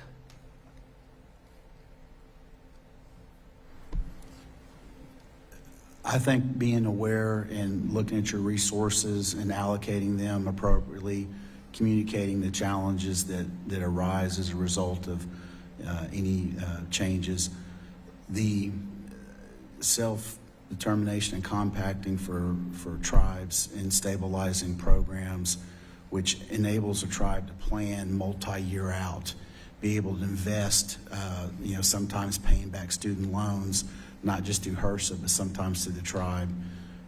So there's a, kind of a first, second, and third order of magnitude when you're addressing that. So let me ask you another question. Will increased mineral and mining opportunities promote greater tribal sovereignty in your tribe? You brought up the Lasso Act, and I'm the guy who introduced the Lasso Act. I apologize. I have kind of an echo. I didn't hear that, sir, if you could repeat. Would increased mineral and energy mining and enhancements, opportunities to promote greater tribal sovereignty. In regards to those areas, we have our Minerals Council, and we have an organization that works and addresses the Osage Nation's requirements and sovereignty expressed in those areas.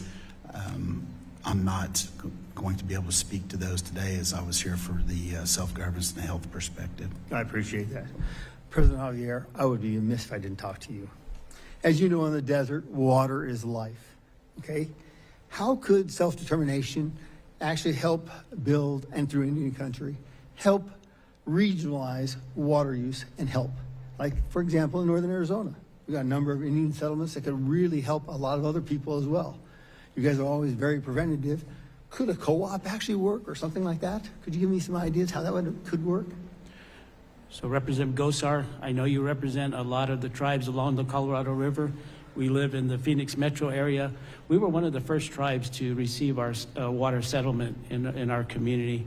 And I'll tell you, with the settlement that we received, unfortunately, the agriculture in our community, we don't utilize all of the water that we get from our water settlement currently. So I know because of that, our settlement is used in other areas to benefit others. So to look at the overall, each individual tribe and looking at their settlements, I think it'd be something to really sit down and look at and see how we can all work together to, water is so important in Arizona. I was flying in here and seeing all the rain and all the puddles of water. I thought we sure could use some of this in Arizona. I tease everybody I'd be Paul Bunyan if I could tie it to a plane and take it back with me. I yield back. I'll have plenty of questions for you later. The gentleman yields back. The chair now recognizes the gentleman from Minnesota, Mr. Stauber, for 5 minutes. Thank you, Mr. Chair, and thank you to Representative Lucas and Vice for inviting us to this great state of Oklahoma. I am so grateful to hear your testimony this morning. I wrote some things down that you talked about. It's best at the local level. You've given us the authority and the responsibility. More government isn't the answer. Reduce bureaucratic red tape. The act of self-governance is a form of economic dependence. Those are profound statements that I think we all can agree on. We're seeing that right now at the national level, bringing some departments to the state level and the local level. As a former city councilor and former county commissioner in Northeast Minnesota, I often grew frustrated when officials in St. Paul or the nation's capital told us what to do, gave us unfunded mandates. And I recognize how important this is for our sovereign tribal nations. In fact, it's something I hear from the 7 Ojibwe tribes that I represent in northeastern Minnesota. Grand Portage, Boys Fort, Fond du Lac, Red Lake, White Earth, Leech Lake, and Mille Lacs. Decentralized government that's closest to the people that are most affected, is important across the entire United States, but especially Indian country. The Indian Self-Determination and Education Act has been pivotal in this. But as we've heard from you all today, we certainly have a ways to go and plenty that we can do to strengthen this system. Chair Quapaw, in your testimony, you mentioned the perspective shift Quapaw Nation experienced with participating in self-governance opportunities, moving from dependency to partnership mentality. Could you speak further on this perspective shift and provide a few examples? Thank you, Representative. Yes, I'll start with one example. We have an emergency operations center in Ottawa County. The way that came about was the Quapaw Nation, through its ability to utilize federal grant dollars, we built a building. Of course, Quapaw Nation had to provide for the match dollars as well. In partnership with the other 9 tribes or the other 8 tribes in Ottawa County, plus the City of Miami 911 Board and Ottawa County. We built that emergency operations center and opened it about a year ago as the first consolidated 911 call center for the entire county. So regardless of whether you're inside the Quapaw Nation Reservation, Modoc, Eastern Shawnee, all those calls go to the emergency operations center that sits on the reservation. We had a problem in terms of fraction, too many split directions, what goes to the city of Miami, what comes to Quapaw. We brought it all together, and we did that through a partnership to provide a whole of community solution that was desperately needed. I think that's probably Yeah.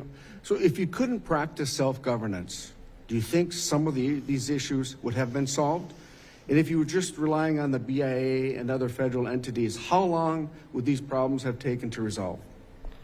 They probably would have not been solved, because we all had to be able to come together for a common goal to accomplish the outcome that we all sought. If we had, obviously our grant was approved, so we're glad about that. But it took all of those groups, all of the tribal nations, the county, as well as the city, to come together for a common good. I think that, again, to me, I am profoundly grateful to hear all the success stories. We still have a long ways to go. And it's the commitment from our government. It's commitment from our natural resources chair. We're here in Oklahoma to listen, to learn, and bring your ideas back. Very impactful, very emotional, very powerful. From this representative from northeastern Minnesota, I say thank you. Mr. Chair, I yield back. The gentleman yields back. The chair now recognizes the gentleman from Georgia, Mr. Collins, for 5 minutes. Thank you, Mr. Chairman, and I don't think we have to pretty much tell people we are from the South, so since everybody else has an accent, Chairman, I tend to talk a little slower. Chief Hill, I wanted to start out by telling you I grew up and still live about 5 minutes from Indian Springs State Park, and visited it many, many times as a child, and enjoyed that area down there. Chief Hoskin, Cherokee, North Carolina. I have gone through there ever since I was able to remember going anywhere on my way to Gatlinburg, Tennessee, and up to Cherokee itself. And I say that because I hearken back to, and it's not been too many decades ago, when it was basically one road with a creek and souvenir shops and a teepee out front and people trying to earn money by selling moccasins. And you look at that today, that community is incredible. They've got a hospital there that rivals anything I've ever seen, and they've even added on to it lately. And then, and just riding through, you see the signs, and they're not only in English, but they're also in Cherokee.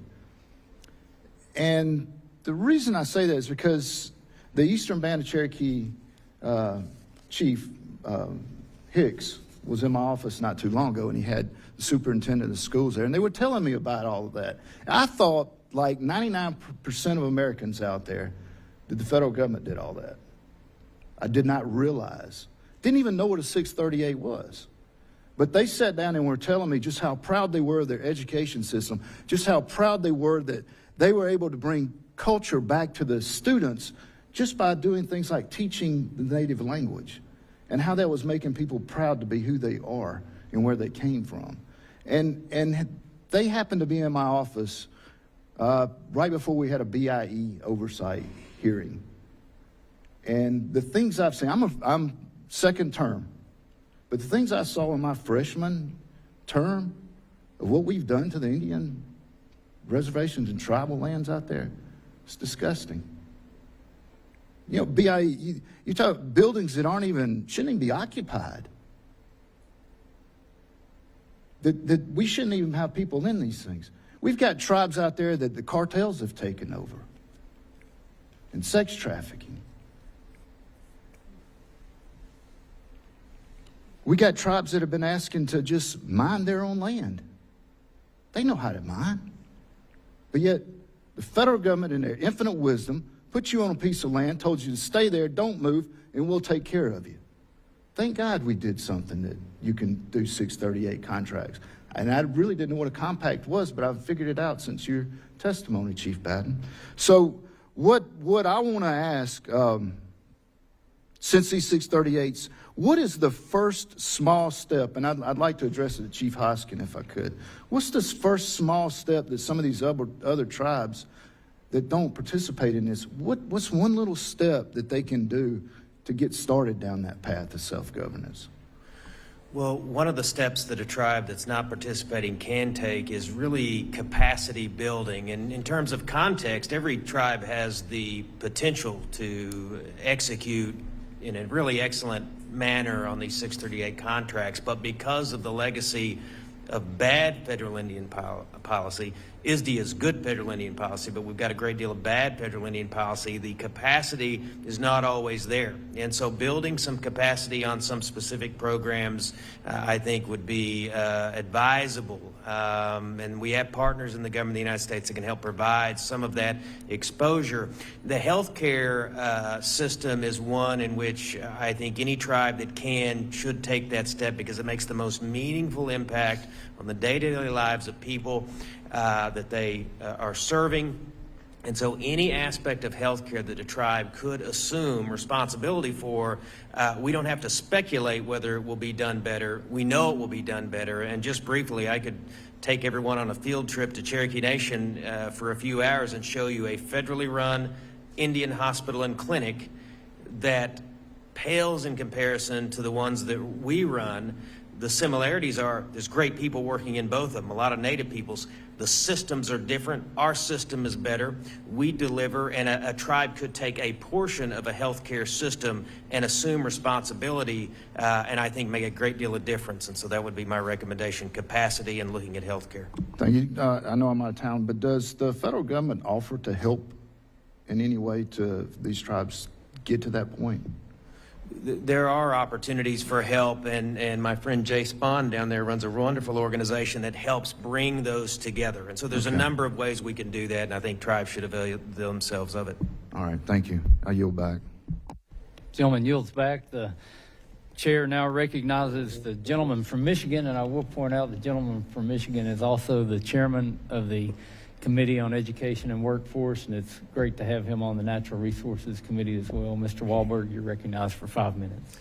Mr. Chairman, thank you for having me on this committee, and it's great to be on it for the first term and learning a lot as well in the process. I must state quickly here, this is a great experience for me to come back to this community where 25 years ago, at the behest of the University of Michigan, who had been attempting to get my son's heart condition cared for, couldn't do it, but knew Dr. Jackman here at the university was preeminent in his field, and my son was cured, and to the point that he was able to serve in the military as well.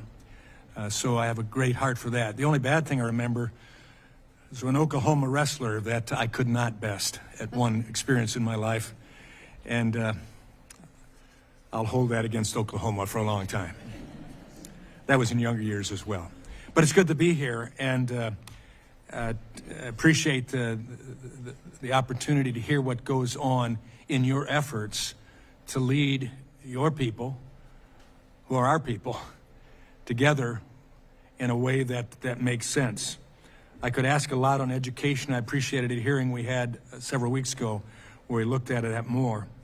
But with two tribes in my district now, my new district, we're learning more about what that means, what the impact is there. We're also learning about the great impact, positive, that tribes, including the Pokagon Band of the Potawatomi in my district, have had significantly in our communities, educational system and commerce system as well. Governor Anoatubby, let me ask you this. In your tribe's experience, why did you decide to compact services? Our people, thank you, sir, for the question. Our people needed educational services that were not being provided. We had good people that were working in the Bureau of Indian Affairs. But they lack resources.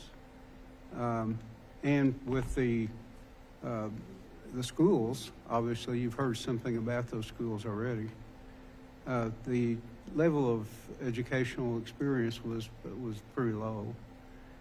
In our case, we have no, and still don't have any Bureau of Indian Affairs schools in our area.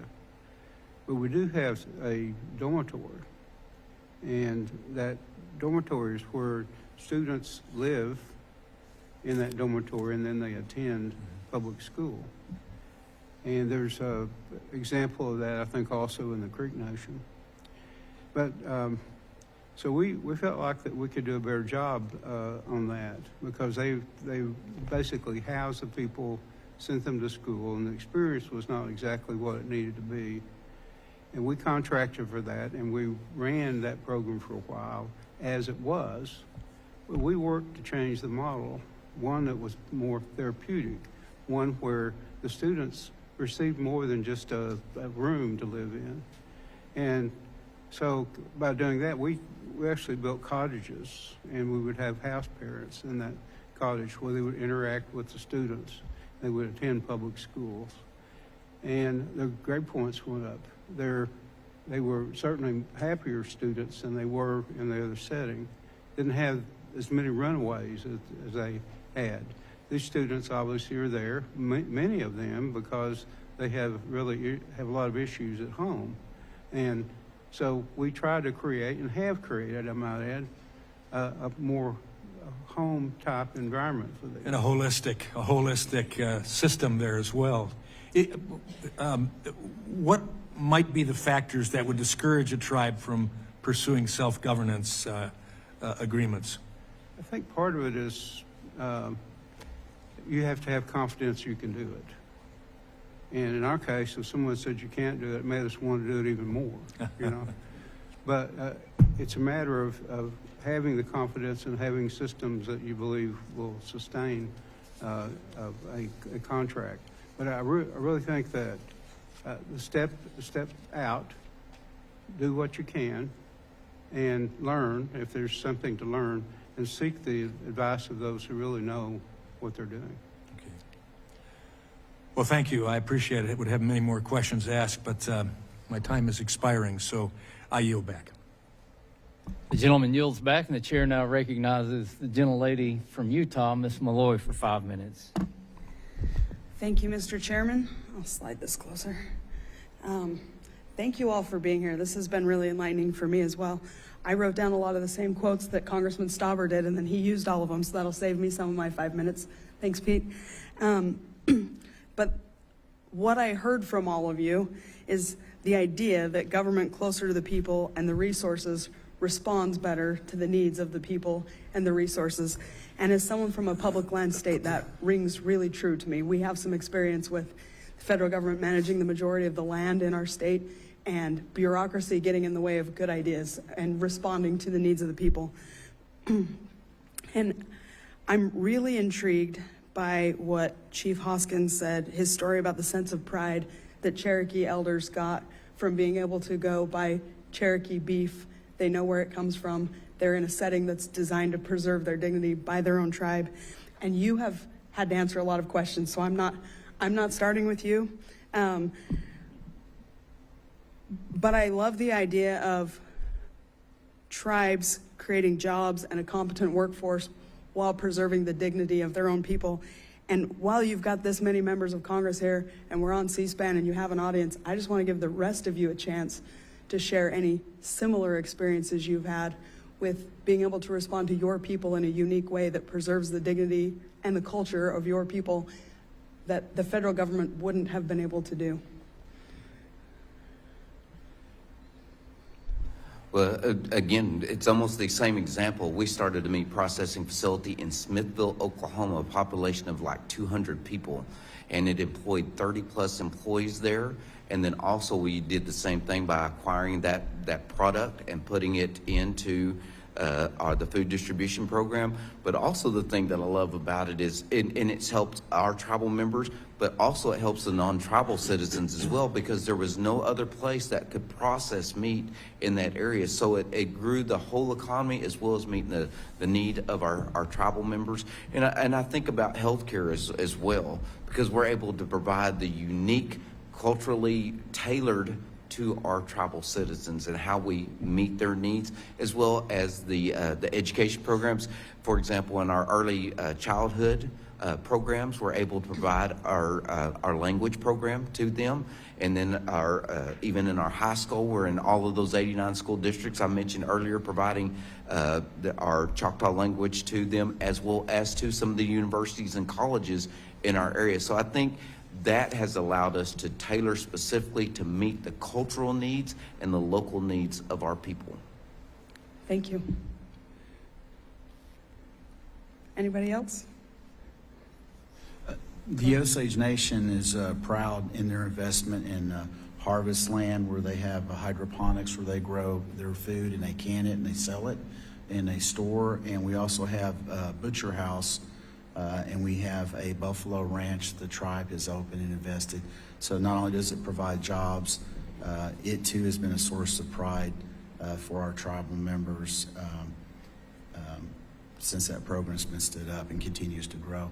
We're also able to purchase some of these items in our Title VI program and actually feed our elders and somewhat becoming self-sufficient in that regard to a degree.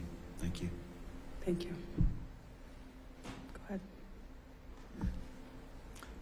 I think us, Cherokee Nation, Choctaw Nation, built meat processing plant almost the same year. We did the same as well. And we also, right before that, we purchased 5,600 acre ranch where we grow and raise our own cattle. And we actually work with our brother and sister tribe. We purchased, I think, 12,000 pounds of bison with them. And we're almost similar. As Choctaw and Cherokee mentioned, that we have created our language program to create more opportunities, more job working with the schools, the college. Had a liaison department created into protecting and preserving our language, and it's grown. We're actually having a language preservation next week symposium at River Spirit, 3-day event, having all our elders come. And those are traditional stuff that we're losing daily. Since COVID, I think we, in 1 year span, probably lost 225 elderly who knew the language, knew the culture, and knew the history. So we created this position, which is a lifetime position, our Secretary of Culture and Humanities. And that department has grown probably 3 times as of today. Thank you. I'm out of time. I'm going to yield back, but I'll just wrap up quickly by saying the Paiute bands in my district have started incredibly successful businesses, and I'm excited to see these changes that are happening. Thank you for being here.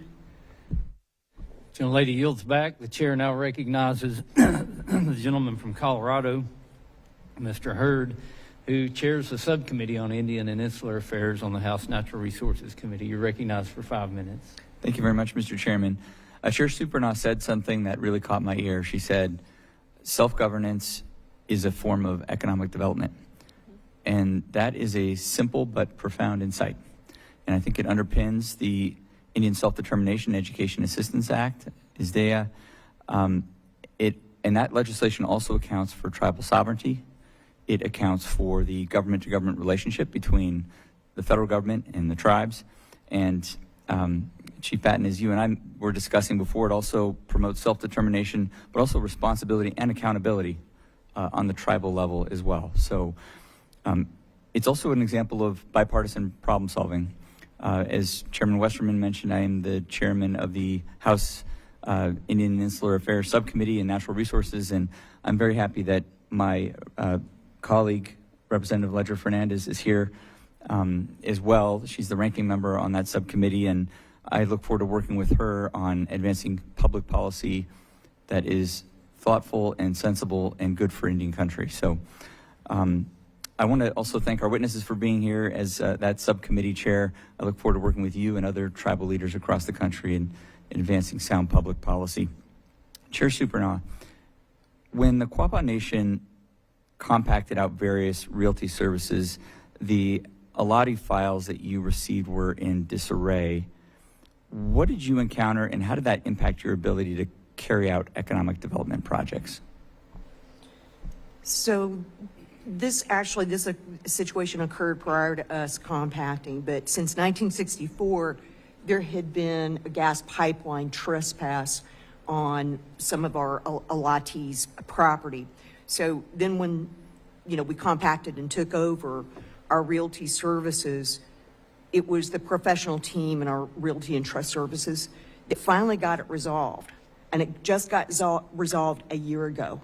It was complex. It required digging through files, negotiations with an outside, it's not a federal government, it's a private pipeline. It actually gave us the ability to set the fair market value because there are a lot more of these out there. And it gave us a benchmark through our efforts in resolving all those allotment files to be able to set that value so that for other trespasses, we've got something to go against. We've got a heuristic that we can apply that has already been negotiated and already settled. And we did it without going to the courts. We're actually able to do it directly between the company and the tribe's realty office and resolve it for the benefit of the family members that this impacted. Thank you, Madam Chair. Very helpful. My next question is for Mr. Rogers and for Chief Hill. Can you walk me through your compacting negotiations with IHS? Were there specific delays or hurdles that you encountered in that process that Congress should be aware of? Mr. Rogers. Yes, sir. We were compacted prior to my arrival with the Osage Nation. They started and embarked upon that toward the end of 2014 and completed it in the fall. So it was about a 2-year process. There was a lot of consultation, and like you heard here testimony earlier, a lot of the tribes help each other through that process. And kind of in the spirit of Benjamin Franklin, Indian country, listen to that. If we don't hang together, we'll get hung separately. Chief Hill, can you walk us through your compacting negotiations with IHS? Were there any delays or hurdles that we should be aware of? Not to my knowledge, as well as him. All that was done prior to me.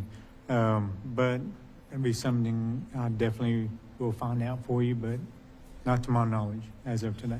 Okay. Good. Well, I want to thank all of you again for being here. It's an honor to be here. I think I'm the most junior member here on this dais, and it's an honor to be here, to be with you. Look forward to working with you and other tribal leaders in the months and years to come. Thank you very much. And with that, Mr. Chairman, I yield back. The gentleman yields back. Chair now recognizes a gentleman who is not on the committee but cares about these issues so much that he drove up from Texas and waved on to the committee. Mr. Elsie, you're recognized for 5 minutes. Thank you, Mr. Chairman. Thank you for holding this hearing. It's a pleasure to come up here to Oklahoma. Appreciate y'all coming here today. As members of Congress, our obligation to you is uphold our treaties to you and our funding promises. Along with Vice Chair Malloy on the Subcommittee of Interior and Appropriations, and Ms. Bice is on Appropriations as well. Chairman Simpson held tribal days last month. 98 tribes came out to Washington, D.C. on their own dime and accord to come back and tell us what's going on in Indian country throughout the entire United States and Alaska. I guess it's a state, but, it's a long way off. What came out of those meetings that most troubled me was the life expectancy of Native American tribes. And right now, I think it's sitting around 64, certainly in the western states, not including California and Washington. But after COVID, it was the ethnic group most hit by COVID, losing 10 years, going down from 70 to 60, as I understand it. And it's the one ethnic group that has not recovered since the end of the pandemic. And we tried to get to the reasons why, and listening to all of those tribes, it's generational trauma, it's poor food, a loss of culture, poor water, lack of education, law enforcement and a lack thereof, medical care in clinics that aren't able to see enough patients or too far away, missing and murdered indigenous women and people, followed by despair and a lack of hope. And like my friend Mr. Collins here, it's very emotional for all of us who have had to listen to it. But I want to concentrate on the law enforcement piece. The number one job of any government, municipal, county, state, local, or federal, is safety of her citizens. And that was the overwhelming problem amongst everybody that came and talked to us. So I'd love to hear from, it seems like in Oklahoma, y'all have figured out a lot of solutions through self-governance to the problems that we just talked about. I'd like to hear from any of you, whoever wants to speak up, if you figured out the law enforcement problem, how you get enough folks to patrol and take care of your people, where the money's coming from, and how we can do better. Does anybody have the answer? Mr. Hoskin. Well, we haven't figured it out, we haven't perfected it, but we have made a great deal of progress at the Cherokee Nation, and I recognize my colleagues here have been doing the same ever since the July 2020 Supreme Court case in McGirt, which was the Creek Nation case that reaffirmed the reservations.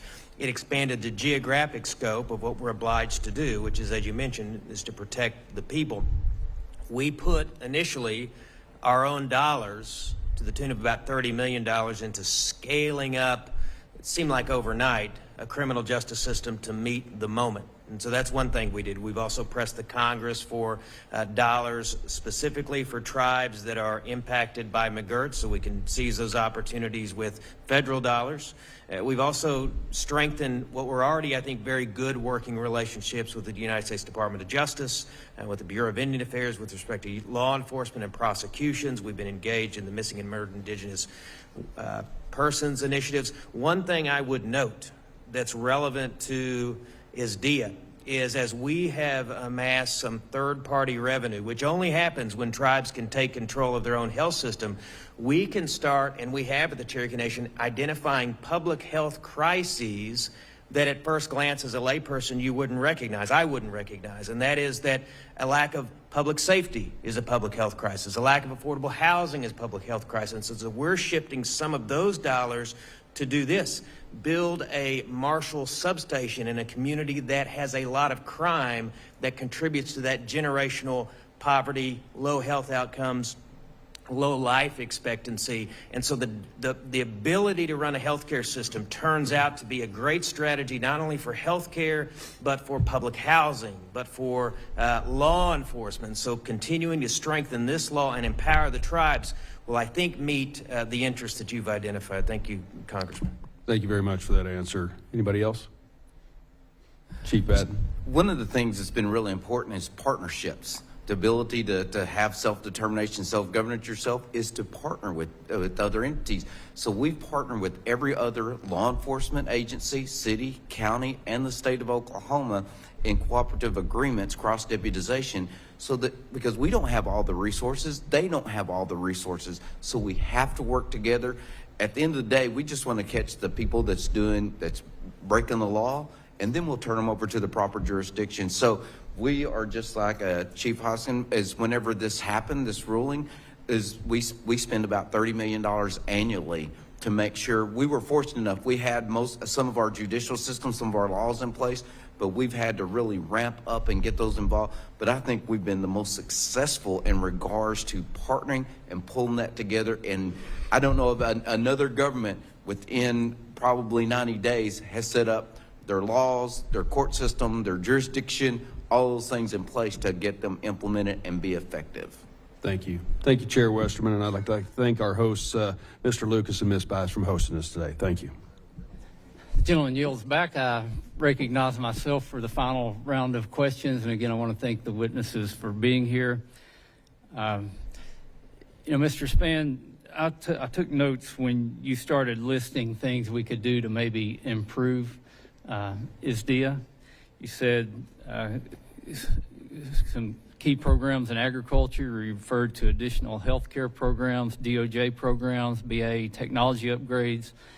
Appropriation language could help.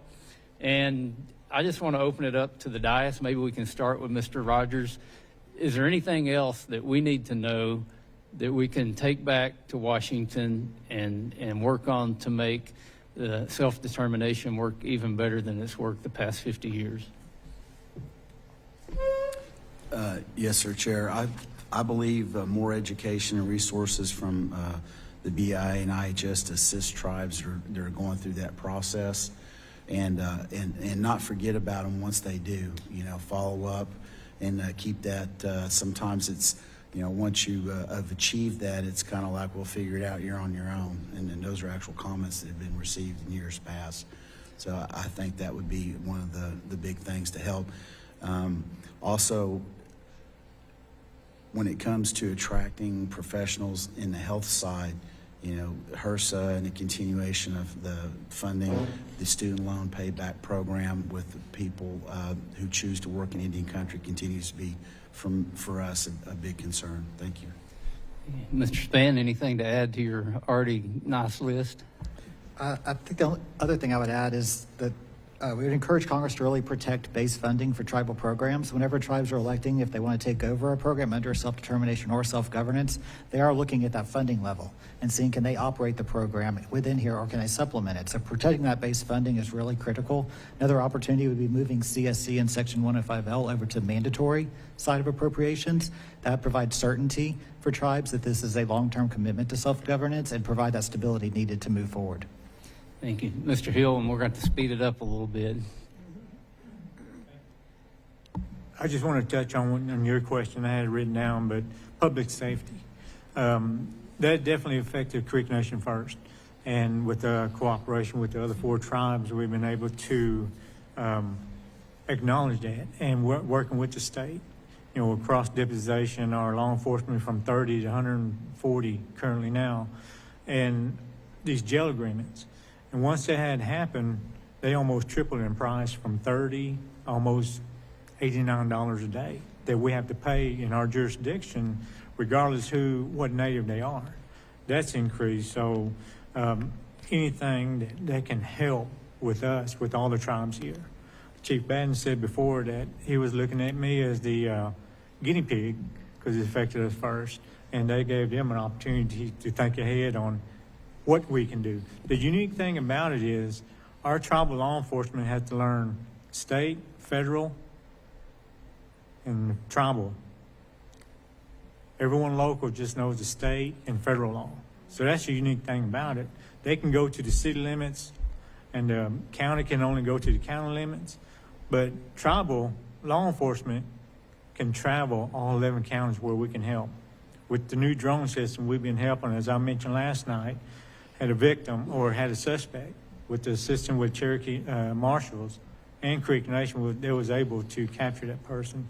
And we had 2 just recently, working with Tulsa, working with Okmulgee, just creating that partnership. Because our goal is public safety, keep bad guys off the street. Thank you. Well, in the interest of time, I'm going to ask the rest of you if you will submit those answers in writing, if you have them. And Chief Batton, particularly telehealth. I know you have some experience with that, and I'd love to get some more information in writing on how that's been beneficial. And to wrap up, as I was thinking about celebrating 50 years of ISDEA, I was also reminded of some research I'd recently done. And on June 17th, we will celebrate 200 years of a quote that is the only quote that's chiseled in stone and put in the House of Representatives. It's a quote by Daniel Webster, and he was celebrating the groundbreaking for the Bunker Hill Monument, which was to commemorate 50 years past the Battle of Bunker Hill. And there were 1,000 people in the audience, 190 Revolutionary War veterans, and even Marquis de Lafayette, who was the Frenchman that helped us so much in the Revolutionary War. And those words that are inscribed in the chamber of the House of Representatives were right at the end of Webster's speech. And I take it as a challenge to all of us. I take it as a challenge to America when Webster said, "Let us develop the resources of our land call forth its powers, build up its institutions, promote all its great ideas, and see whether or not we too in our day and generation might do something worthy to be remembered. And I will say that in 1975, Congress and the President did something in their day and generation that's worthy to be remembered, and it's an honor to be here on the 50th year anniversary to celebrate its day and to hear the tremendous impact that it's made. I hope we can all work together to see that be even better in the future. The members of the committee may have some additional questions for the witnesses, and we will ask you to respond to these in writing. Under Committee Rule 3, members of the committee must submit questions to the committee clerk by 5 p.m. on Wednesday, April 9th, 2025. The hearing record will be held open for 10 business days for these responses. If there's no further business, without objection, the committee stands adjourned.